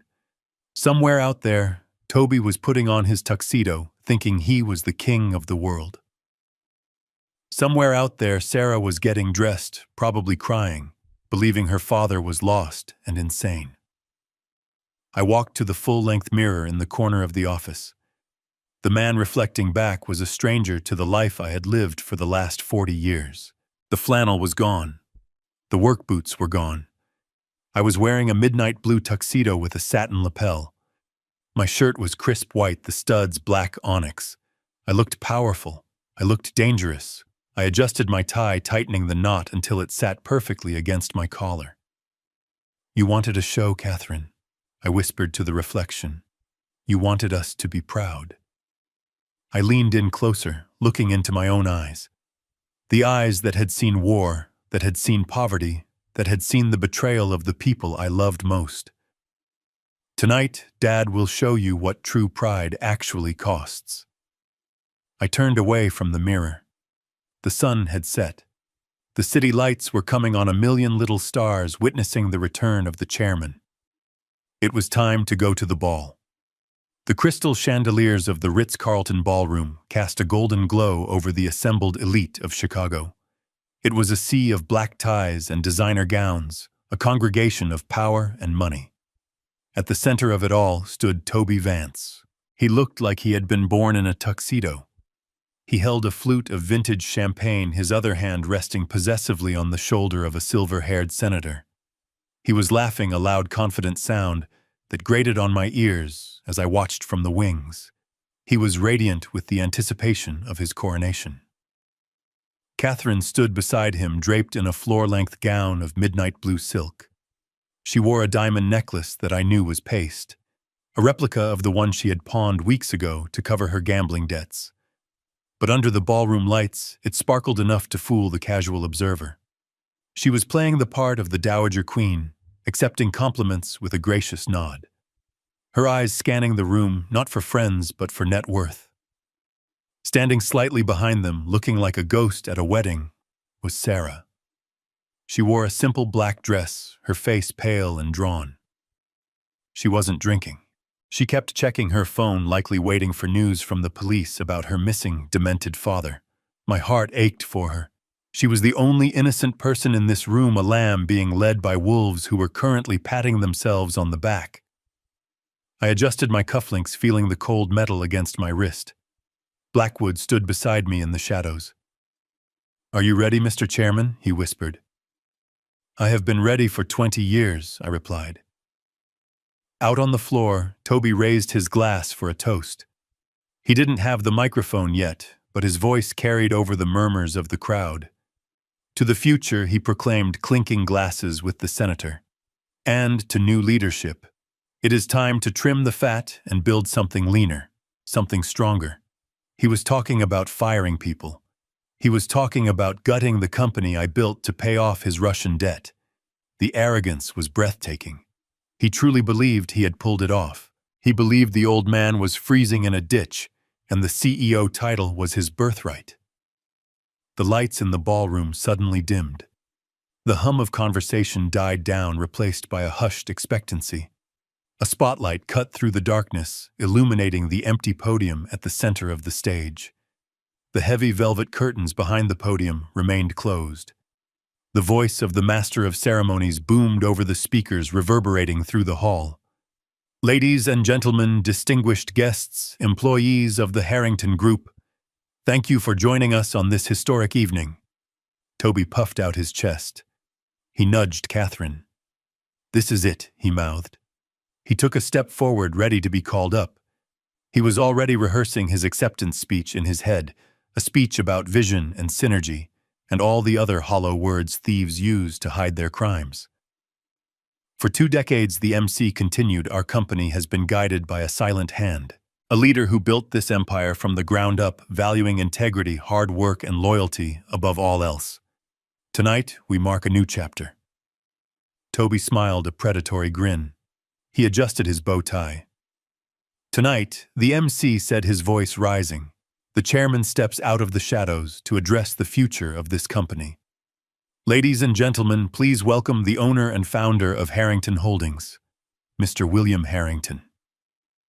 The name hung in the air for a split second, disjointed from reality. Toby's smile froze. He blinked, confused.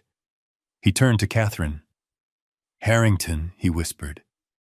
That is the old man name. Why would they? Before he could finish the thought, the curtains parted. I stepped into the spotlight. I wasn't hunching. I wasn't shuffling. I walked with the stride of a man who owned the floorboards beneath his feet. My tuxedo fit perfectly. My face, clean-shaven and sharp, was set in a mask of absolute authority. I looked out at the sea of faces blindingly bright in the stage lights, but I only saw 3. Toby's reaction was visceral. The champagne flute slipped from his fingers. It didn't just fall. It seemed to hang in the air for a moment, before shattering on the marble floor, the sound exploding like a gunshot in the silent room. Champagne splashed onto his polished shoes, but he didn't move. His mouth hung open, his eyes bulging, as if he were seeing a corpse walk. Catherine let out a sound that was half gasp, half scream. She brought her hands to her throat, clutching the fake diamonds. Her legs gave way, and she stumbled back, clutching Sarah's arm to stay upright. Her face went from the flush of triumph to the gray of a tombstone in a heartbeat. And Sarah, my daughter. She didn't scream. She didn't faint. She just stared.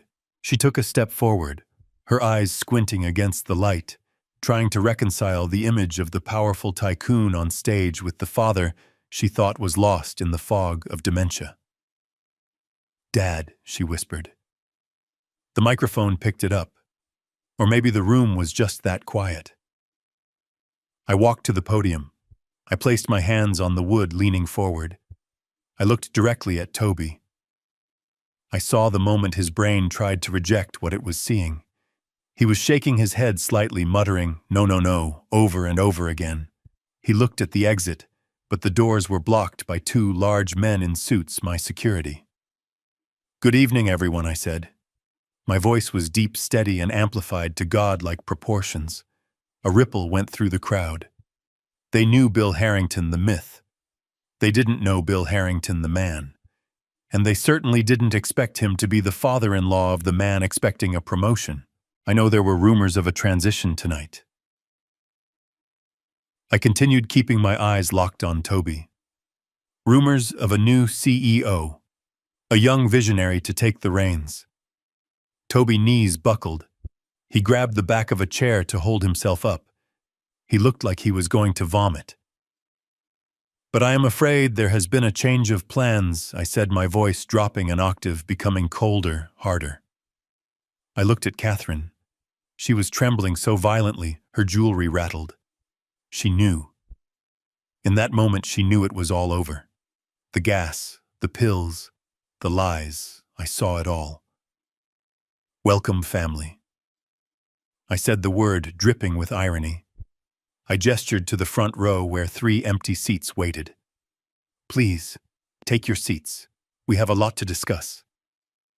Sarah looked at me, tears streaming down her face.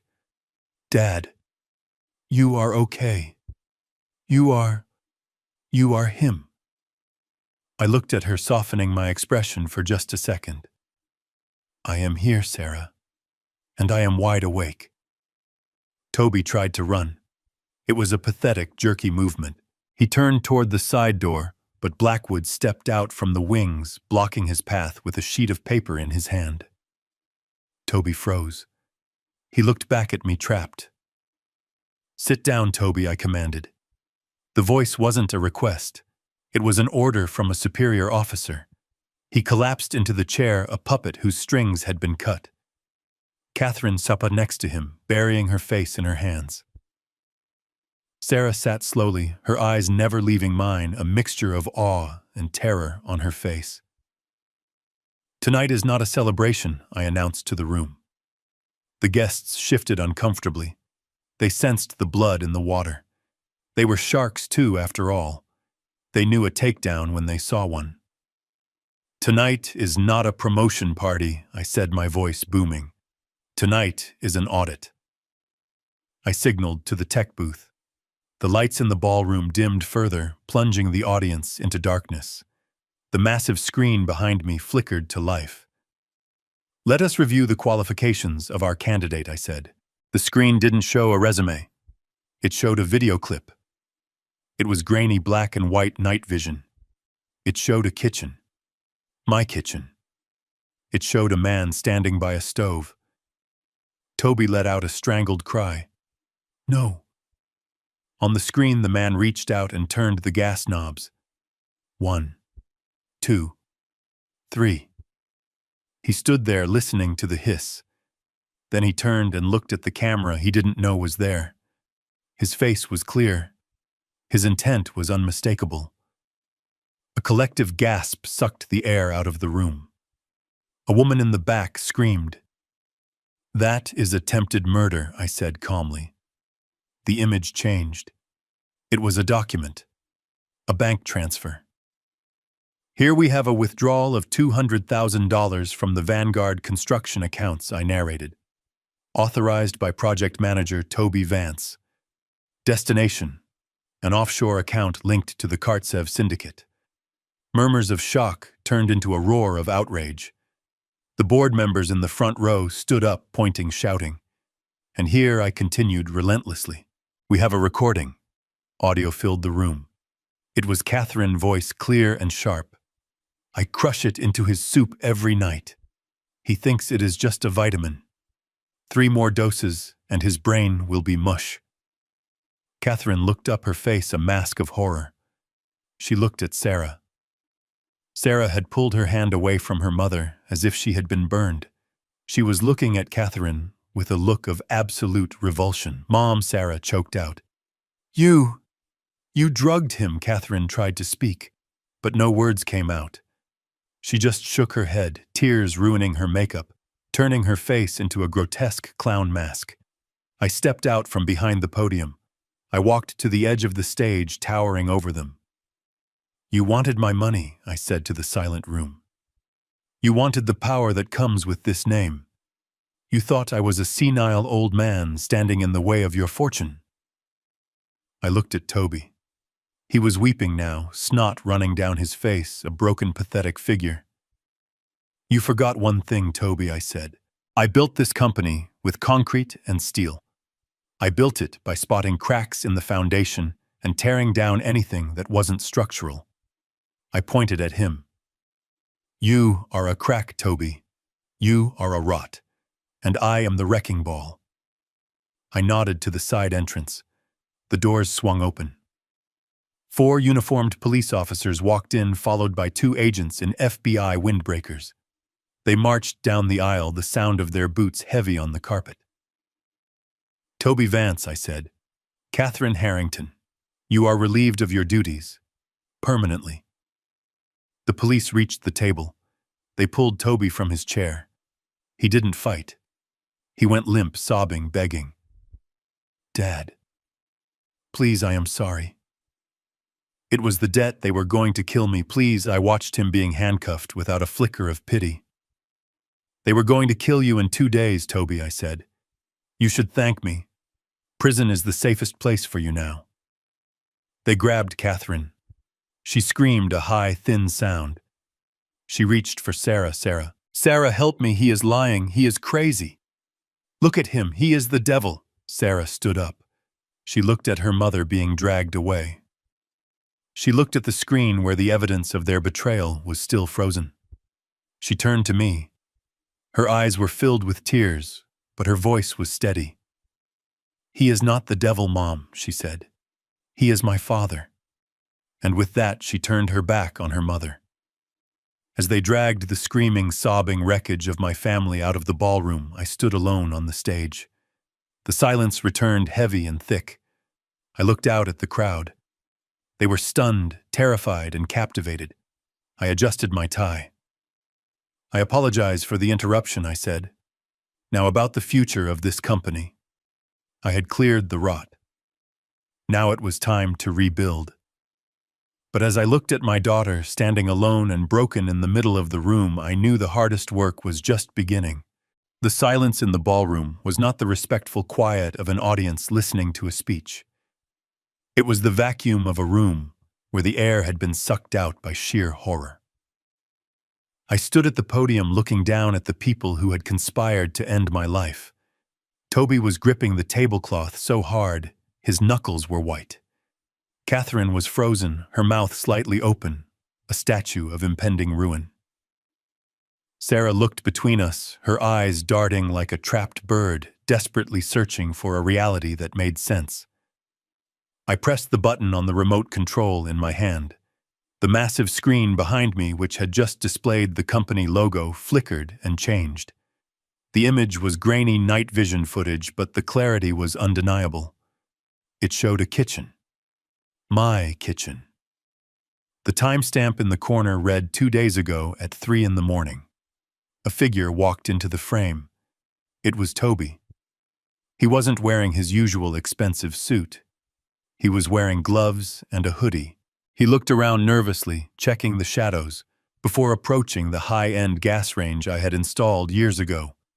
I narrated the scene, my voice calm and devoid of mercy. Here we see the aspiring CEO performing some late-night maintenance, or at least that is what he might claim. But watch his hands. On the screen, giant and undeniable Toby reached out. He didn't press the ignition. He turned the knob.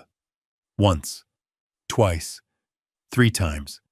The hiss of gas was inaudible on the video, but the intent screamed from the screen. He stood there for a moment, watching the invisible poison fill the room where his father-in-law slept. He checked his watch. He smiled. A thin, cruel smile that I had never seen before but would now remember forever. A collective gasp ripped through the audience. A woman in the front row covered her mouth with a gloved hand. The senator who had been toasting Toby moments ago recoiled as if the man next to him had turned into a leper. Toby let out a strangled sound, a high-pitched whine of denial. "No, that is not. That is taken out of context." I didn't stop. I clicked the remote again. The video vanished, replaced by a waveform of an audio recording. "And here we have the matriarch," I said, looking at Catherine, "a woman who claims to spend her days at charity events. Let us hear her charitable thoughts regarding her husband." The audio boomed through the high-quality speakers of the Ritz-Carlton. It was crystal clear. "I crush it into his soup every night. He thinks it is just a vitamin. 3 more doses, and his brain will be mush. He won't even remember his own name, let alone who owns the farm." Catherine's face went from pale to a sickly gray. She clawed at her throat, as if the pearls she wore were strangling her. The recording continued merciless. "Don't let Sarah know. She is too soft. She actually loves the old fool. If she finds out we are speeding up his dementia, she will ruin everything." I looked at Sarah. She had backed away from her mother, her hands trembling violently. She looked at Catherine with a mixture of revulsion and heartbreak that no mother should ever have to see in her child eyes. "Mom," Sarah whispered, her voice cracking in the silent room. You said he was sick. You said you were helping him." I clicked the remote again. The screen changed to a spreadsheet. It was a forensic accounting of Vanguard Construction, the subsidiary Toby managed. Red lines crisscrossed the screen, highlighting transfers, withdrawals, and phantom invoices. $3 million, I announced. "That is the sum Toby Vance has siphoned from this company over the last 4 years. Money meant for steel, for concrete, for the wages of honest men. Instead, it went to offshore gambling sites and high-stakes poker games in the basements of Chicago. I pointed to the final document on the screen. It was a toxicology report stamped with the seal of the city leading forensic lab. And this, I said, my voice dropping to a dangerous whisper. This is the analysis of the tomato bisque my loving wife served me 2 nights ago. It contained lethal doses of benzodiazepines and rat poison, enough to kill a man twice my size. The room erupted. It wasn't applause this time. It was chaos. People were standing, shouting, pointing. The veneer of civilization had cracked, revealing the raw ugliness of the crime. Catherine couldn't take it anymore. The walls were closing in, and her narcissism demanded a defense. She scrambled up from her chair, her designer gown tangling around her legs. She rushed toward the stage, her face twisted into a mask of fury. "It is a lie," she screamed, her voice shrill and hysterical. She pointed a shaking finger at me. "He is lying. He is sick. Look at him. He is demented. That video is fake. He used AI. He used technology to frame us. He has been planning this because he is paranoid." She turned to the crowd, her eyes wild. "Don't you see? He is jealous. He is jealous of Toby's success. He made all of this up. That isn't my voice. I never said that. I watched her flail. I watched her try to gaslight a room full of the smartest people in the city. It was pathetic.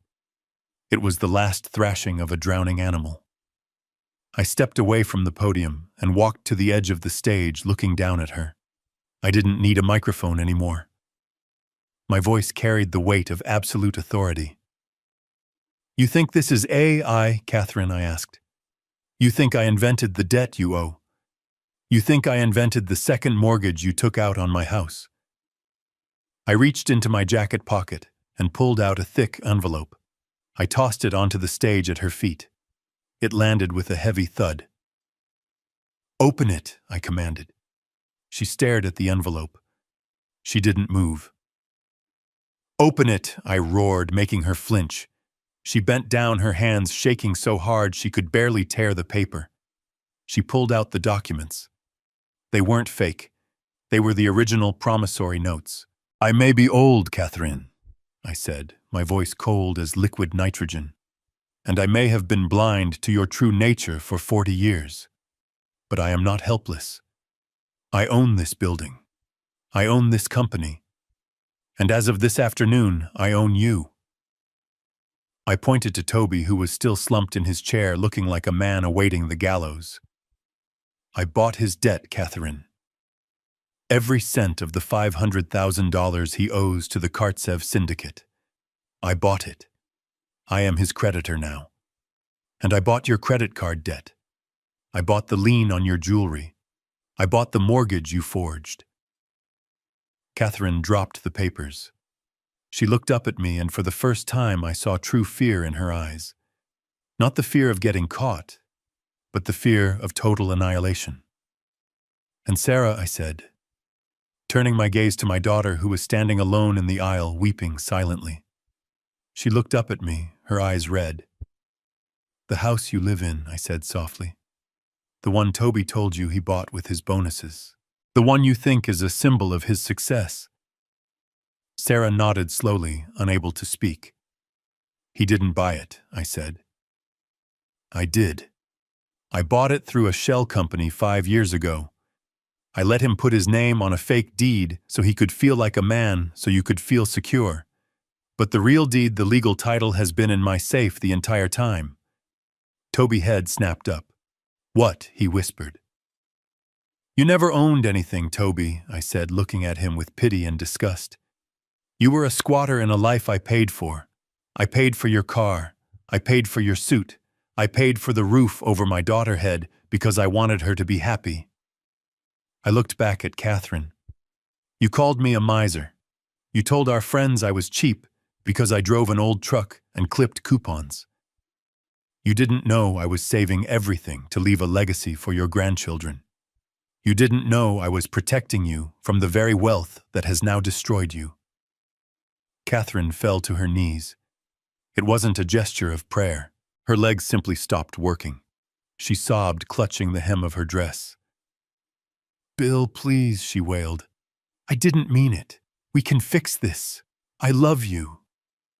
I looked at her and felt nothing. The love I had held for 40 years had evaporated in that cold bedroom 2 nights ago. "You don't love me, Catherine," I said. "You loved the idea of my death." I signaled to the wings. The doors opened and the police moved in. They weren't the private security this time.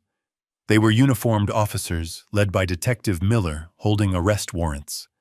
Toby saw them coming. He looked at the exit, but the path was blocked. He looked at the stage, but I was standing there, a titan of judgment.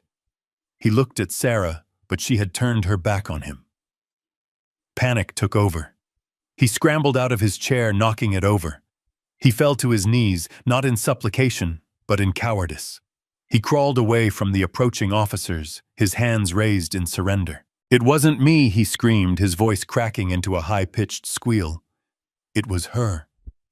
He pointed a shaking finger at Catherine, who was still kneeling on the floor. "She made me do it," he yelled, tears streaming down his face. "She is the one who wanted the money. She is the one who got the pills. She told me to turn on the gas. I didn't want to. She threatened me.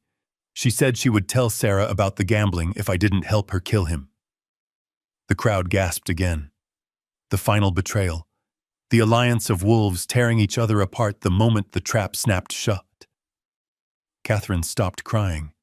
She looked at Toby, her eyes wide with shock. "You coward," she hissed. "You spineless worm. You begged me to help you. You said the Russians were going to cut off your fingers." They screamed at each other, hurling accusations and confessions that only dug their graves deeper. The police officers stepped in, pulling them apart. They handcuffed Toby first, dragging him up from the floor. "I am innocent," he blubbered, snot running down his chin. "I am a victim. I have a gambling problem. I need help, not prison." They handcuffed Catherine next. She didn't fight. She just stared at me, her eyes dead. "You planned this," she whispered as they led her past the stage. "You let us do it. You watched us." "I watched you try to murder me, Catherine," I replied. "I just made sure there was an audience for the finale." As they were dragged out the double doors, the room was silent save for the sound of Sarah weeping. I walked down the stairs from the stage. The crowd parted for me, making a wide path. I didn't look at them. I walked straight to my daughter. She looked at me and I saw the shame in her eyes. She felt guilty for their crimes. She felt stupid for believing them. "Dad," she choked out. "I am so sorry." I pulled her into a hug, holding her tight as she shook. "It is over, Sarah," I whispered. "The rot is gone. We can start over." But as I held her, I looked at the empty doorway where my wife and son-in-law had vanished. I had won. I had kept my life and my fortune. But the family I had built, the dream I had cherished, was dead. I had burned down the house to kill the termites, and now I was standing in the ashes, holding the only thing that had survived. I led Sarah out of the ballroom, leaving the whispering crowd behind. The chairman had returned, but William Harrington, the husband and father, had died in that farmhouse just as they had intended. And as we walked into the cool night air, I knew that was a grief no amount of money could ever fix. Sarah ran toward the stage, her heels clicking frantically on the marble floor. Her face was a ruin of smeared mascara and tears, the face of a child who has woken up in a nightmare and just wants her father to make it stop. She reached the edge of the stage, her arms outstretched, desperate for a hug, desperate for the familiar comfort of the man she had called Daddy for 30 years. "Dad, please," she sobbed, reaching for my hand. "I didn't know. I swear to you I didn't know. Just hold me. Please tell me it is going to be okay." I looked down at her. My heart wanted to pull her up, to wrap her in my arms and tell her that I would fix everything, just like I fixed her scraped knees and broken toys when she was little. But the man in the tuxedo, the chairman who had just dismantled a criminal conspiracy, couldn't do that. Not yet. I raised my hand, palm out, stopping her in her tracks. Sarah froze her hands, hovering in the air, her eyes wide with shock. "Don't," I said, my voice cracking slightly, but holding firm. "Do not come up here, Sarah." "Dad," she whispered. "You believed them," I said, the words tasting like ash in my mouth. "When they told you I was crazy, you believed them. When they told you I was violent, you believed them. You didn't come to see me. You didn't ask me. You didn't look into my eyes to see if your father was still there. You took the word of a gambler and a liar over the man who raised you. But they are my husband and my mother," she cried. "I trusted them." "And that is your sin," I replied softly. "Blind trust. You let them isolate me, Sarah. You let them turn me into a monster in your mind because it was easier than asking difficult questions. You let them lock me away." She lowered her head, her shoulders shaking. "I forgive you for being naive," I said, "and I meant it. You are not evil, Sarah. You are just weak, and right now you need to learn a lesson that I protected you from for too long. You need to stand on your own feet. I cannot carry you through this. You have to watch this. You have to see who they really are." I pointed to the side of the stage where the police were hauling Toby to his feet. "Watch," I commanded. Sarah turned slowly, forcing herself to look. Toby was a mess. The arrogance, the swagger, the CEO facade. It was all gone. He was weeping openly, snot running onto his expensive tuxedo shirt. "Officer, please," he begged as they clicked the cuffs onto his wrists. "I can make a deal. I have information. I know people. I can give you the Kartsev syndicate. Just don't put me in general population. They will kill me. You are under arrest for embezzlement, wire fraud, and conspiracy to commit murder," the officer recited, dragging him toward the exit. Toby looked back at Sarah. "Sarah, baby, tell them. Tell them I am a good guy. We can fix this. Call my lawyer." Sarah stared at him. She looked at the man she had married, the man she thought was a titan of industry. She saw a coward who stole from her father and tried to gas him in his sleep. "Do not speak to me," she whispered. "Do not ever speak my name again." Toby screamed as they dragged him out, a long, wailing sound that echoed off the crystal chandeliers. Then they came for Catherine. She wasn't crying anymore. She was in a state of shock, her mind unable to process the speed of her fall. She stood rigid as the female officer spun her around and cuffed her hands behind her back. "Catherine Harrington, you are under arrest for attempted murder, elder abuse, and fraud," the officer said. Catherine looked up at me. Her eyes were cold, dead things. "You can't do this, Bill," she hissed. "I am your wife. We have been married for 40 years. Half of everything is mine. Even if you send me to prison, I will divorce you. I will take half. I will take your company. I will take your millions. I will survive this and I will be rich." I walked down the stairs from the stage slowly, deliberately. I signaled the officers to pause. I walked right up to her, invading her personal space until I could smell the expensive perfume she had bought with my stolen money. I leaned in close so only she could hear me. "You think you are going to get a settlement, Catherine?" I asked, my voice a low rumble. "You think there is a pot of gold waiting for you at the end of your sentence?"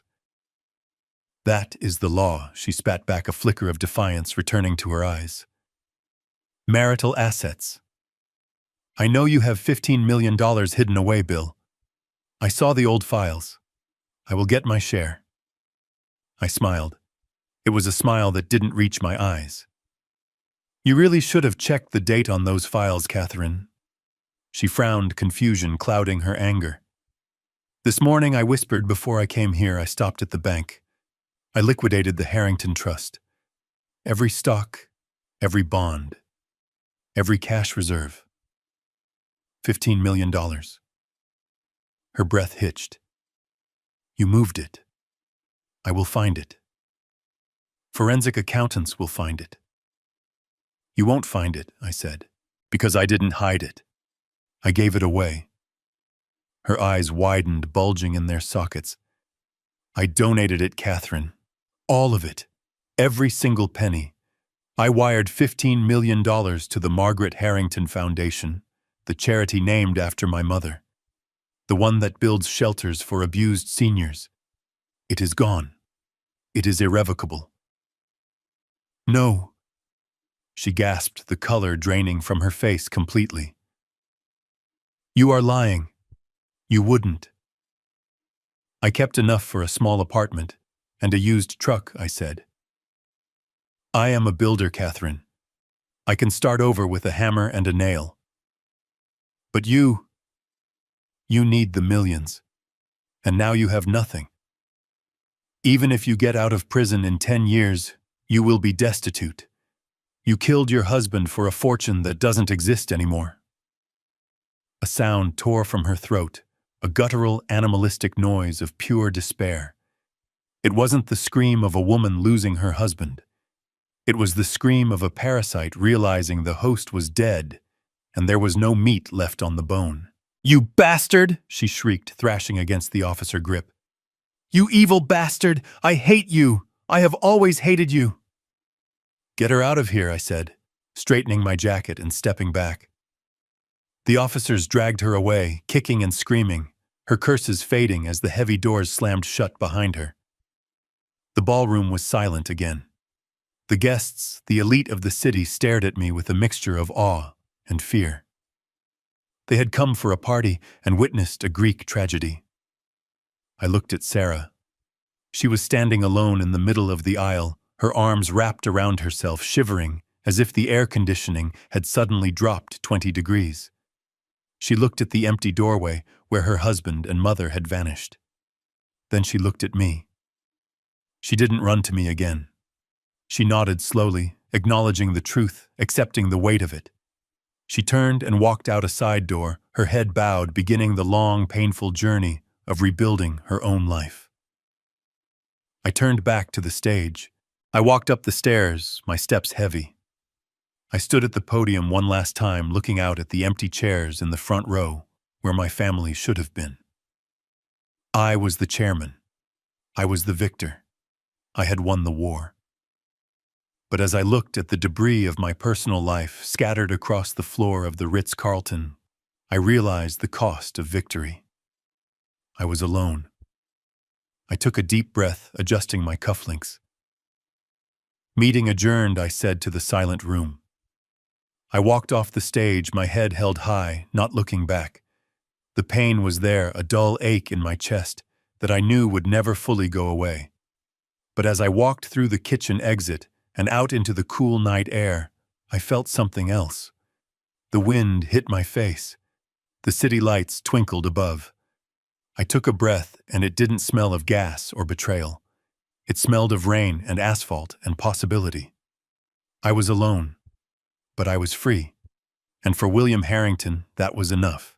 The engine of my 1998 Ford F-150 hummed with a steady rhythmic vibration that felt like a heartbeat against my palms. It wasn't the sputtering cough of a dying machine anymore. I had spent the last few months restoring it, replacing the transmission, tuning the engine, and welding the frame. It was still old. It still had dents and scratches that told the story of a life spent working. But underneath the hood, it was brand new, powerful, and reliable, just like me. I drove down the highway, leaving the Chicago skyline behind in the rearview mirror. It was 6 a.m, and the sky was bleeding from indigo to a soft, bruised purple. The air coming through the open window was crisp, carrying the scent of wet earth and impending spring. For the first time in 6 months, I didn't check the mirrors for people following me. I didn't look over my shoulder. I just drove. The legal storm had finally broken, leaving a silence that was both heavy and peaceful. The sentencing hearing had been 3 days ago. I sat in the back row watching the final act of the tragedy play out. Toby didn't get the leniency he had begged for. The judge, a stern woman who had zero patience for white-collar predators, saw right through his tears. 15 years. That was the price of his ambition. 15 years in a federal penitentiary for embezzlement, wire fraud, and conspiracy to commit murder. When the gavel came down, Toby didn't scream. He just slumped forward, his forehead hitting the defense table with a hollow thud. He looked small. Without his expensive suits, without his arrogance, he was just a terrified boy who had gambled his life away and lost. Catherine fared no better. Her lawyers tried to paint her as a victim of coercion, a wife manipulated by a younger man. But the recordings didn't lie. Her voice cold and calculating, discussing the dosage of my poison, echoed in the courtroom, destroying her defense. 10 years. 10 years for attempted murder and elder abuse. She didn't cry. She stood rigid, her face a mask of bitter hatred staring straight ahead. She didn't look at me. She didn't look at Sarah. She was already gone, locked inside the prison of her own narcissism long before the cell door closed. I turned the truck onto a secondary road, the tires crunching on gravel. I wasn't heading to a board meeting. I wasn't heading to a country club. I was going to work. I passed a small complex of brick apartment buildings on the outskirts of the city. I slowed down, looking up at a second-floor window. The light was on. Sarah was up. She wasn't living in the mansion anymore. That house was sold, the proceeds used to pay off the legitimate creditors and clear the rubble of the financial disaster Toby had left behind. Sarah was living in a 600-square-foot apartment. It was clean. It was safe. But it was small. I paid the rent. That was the one concession I made. But I didn't give her an allowance. I didn't buy her a car. I didn't hire a maid. Sarah worked at the public library now. She spent her days shelving books, organizing reading programs for children, and earning a paycheck that barely covered her groceries and utilities. It was a hard life compared to the one she had known. But it was an honest one. I visited her once a week. We didn't talk about the past much. We talked about books. We talked about the weather. We talked about the future. I saw the changes in her. The designer clothes were gone, replaced by practical cardigans and jeans. Her nails weren't manicured, but her eyes were clearer. The fog of dependency was lifting. She was tired, yes, but she was standing on her own 2 feet for the first time in her life. She asked me once why I didn't just give her the money, why I let her struggle when I had millions sitting in the bank. I told her the truth. I told her that money is like water. It can keep you alive or it can drown you. You have to learn how to swim before you jump into the deep end. She didn't like the answer, but she respected it. She was learning that dignity isn't something you inherit. It is something you earn. I accelerated, leaving the apartment complex behind. The road opened up, flanked by fields that were just starting to show the first green shoots of the season. I pulled up to the construction site, a massive lot surrounded by chain-link fences. The sign out front was simple, hand-painted on plywood. The Margaret Harrington Center. I parked the truck next to a line of heavy machinery. The smell of sawdust and wet concrete hit me instantly, a perfume sweeter than any cologne. This was my world. This was where I made sense. I got out of the truck, grabbing my hard hat from the passenger seat. It was battered and scratched, a veteran of a dozen skyscrapers. I didn't wear a suit here. I wore work boots, jeans, and a canvas jacket. The foreman, a burly man named Mike, waved at me from the scaffolding. "Morning, Bill," he shouted. "We are pouring the foundation for the West Wing today. You want to inspect the rebar?" I walked over my boots, sinking into the mud. I didn't just want to inspect it. I wanted to see it. I wanted to feel the steel that would hold this place up. This wasn't an office building. It wasn't a luxury condo for the rich. It was a shelter. A sanctuary for the elderly who had been abused, abandoned, or exploited by their families. It was a place where people like me, people who had been thrown away like garbage, could find safety, dignity, and a new beginning. I had funded it with the $15 million I liquidated from the trust. Every penny Catherine had wanted to steal was now being poured into concrete and steel to protect her victims. It was the ultimate poetic justice. I climbed the ladder to the second level, walking along the unfinished beams. I looked out over the skeleton of the building. I could see the layout of the rooms. Each one would have a window. Each one would be warm. There would be a garden, a library, a workshop. I imagined the people who would live here. The grandmothers whose pensions were stolen. The grandfathers who were told they were burdens. They would come here broken and scared, and we would give them what my family tried to take from me: autonomy, respect, life. I spent the morning working. I didn't sit in a trailer looking at blueprints. I picked up a shovel. I carried lumber. I sweated. My muscles ached, my back protested, but my mind was quiet. There were no lawyers here, no schemes, no lies, just the honest resistance of physical labor. Around noon, I took a break sitting on a stack of drywall eating a sandwich I had made myself. I looked at the workers around me. They were young men, mostly guys trying to feed their families, guys trying to build something real. They didn't know I was a multimillionaire. To them, I was just Bill, the old guy who knew a lot about structural integrity. And that was exactly who I wanted to be. I pulled out my phone. I had one voicemail. It was from the prison. A recorded message stating that inmate Catherine Harrington had requested a visitation. I listened to the robotic voice and felt nothing. No anger, no sadness, just a profound indifference. I deleted the message. I blocked the number. I had visited her once 2 months ago. It was a mistake, but I needed closure. I sat behind the glass looking at her in her orange jumpsuit. Her hair was gray, the dye having grown out. Her face was lined with bitterness. She didn't apologize. She spent the entire hour screaming at me, blaming me, accusing me of ruining her life. She told me I was cruel. She told me I was heartless. I listened without saying a word. And when she was done panting and red-faced, I simply stood up. "I am not cruel, Catherine," I had said, speaking through the intercom. "I am just a mirror. You are looking at your life and you hate what you see. But you built it. Brick by brick, lie by lie. This cell isn't my doing. It is your masterpiece." I walked away and I never looked back. I finished my sandwich and stood up, dusting the crumbs from my jeans. The sun was high in the sky now, bathing the construction site in a harsh, revealing light. The shadows were gone. I walked back to my truck. The day was half over, but my life felt like it was just beginning. I had 20 years left, maybe more, and I wasn't going to spend them waiting to die. I wasn't going to spend them being a victim. I climbed into the cab of the Ford.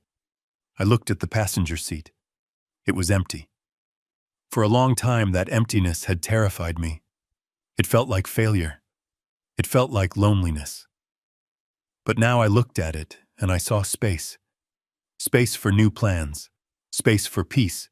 Space for a dog, maybe. I had always wanted a dog, but Catherine said they were dirty. I started the engine. I adjusted the rearview mirror. I caught a glimpse of my own eyes. They were older, yes. There were lines around them that hadn't been there a year ago. But they were bright. They were alive. I put the truck in gear and drove out of the site, heading east. The road stretched out before me, a gray ribbon leading toward the horizon. I thought about the words I had said to Sarah the last time we spoke. She had asked me if I missed them, if I missed the family dinners, the holidays, the illusion of togetherness. I looked at the road ahead and spoke out loud, my voice filling the cab of the truck. "Family isn't blood," I said to the empty seat beside me. "Blood is just biology. It is an accident of birth. Family is loyalty. Family is the people who stand by you when the winter comes. Family is the people who don't turn on the gas while you sleep." I thought of Blackwood, who had fought for me like a brother. I thought of Sarah, who was learning to be honest. I thought of the young foreman Mike, who shared his coffee with me, and sometimes I continued shifting gears, feeling the truck respond to my touch. Sometimes you have to cut off the necrotic flesh to save the body. You have to amputate the rot before it kills the heart. It hurt. Of course it hurt. It was like cutting off a limb without anesthesia. But the wound had cauterized. The infection was gone. And the body was still breathing. I rolled down the window, letting the wind hit my face. It was cold, but it felt good. It felt real. I wasn't William Harrington, the victim. I wasn't William Harrington, the chairman. I was just Bill. And I had a lot of work to do. I drove toward the sunrise, not looking back at the city, not looking back at the prison, not looking back at the ruins of the mansion on the hill. The past was a foreign country, and I had revoked my citizenship. The road ahead was open. The tank was full. And for the first time in 40 years, the man behind the wheel was free. We spend our lives building homes, fortunes, and families, believing that unconditional love is enough to cement the foundation. But I learned the hard way that blind generosity doesn't create gratitude. It often breeds monsters. True wealth isn't the balance in your trust fund, but the peace of knowing you are surrounded by people who value your soul, not your signature. You cannot save those who are determined to drown you to stay afloat. Sometimes the ultimate act of love is not sacrifice, but having the courage to cut the rot away and rebuild your life on a foundation of self-respect. If you enjoyed this story of justice and redemption, please hit the like button and subscribe to the channel. Let me know in the comments. Have you ever had to cut ties with a toxic family member to save yourself?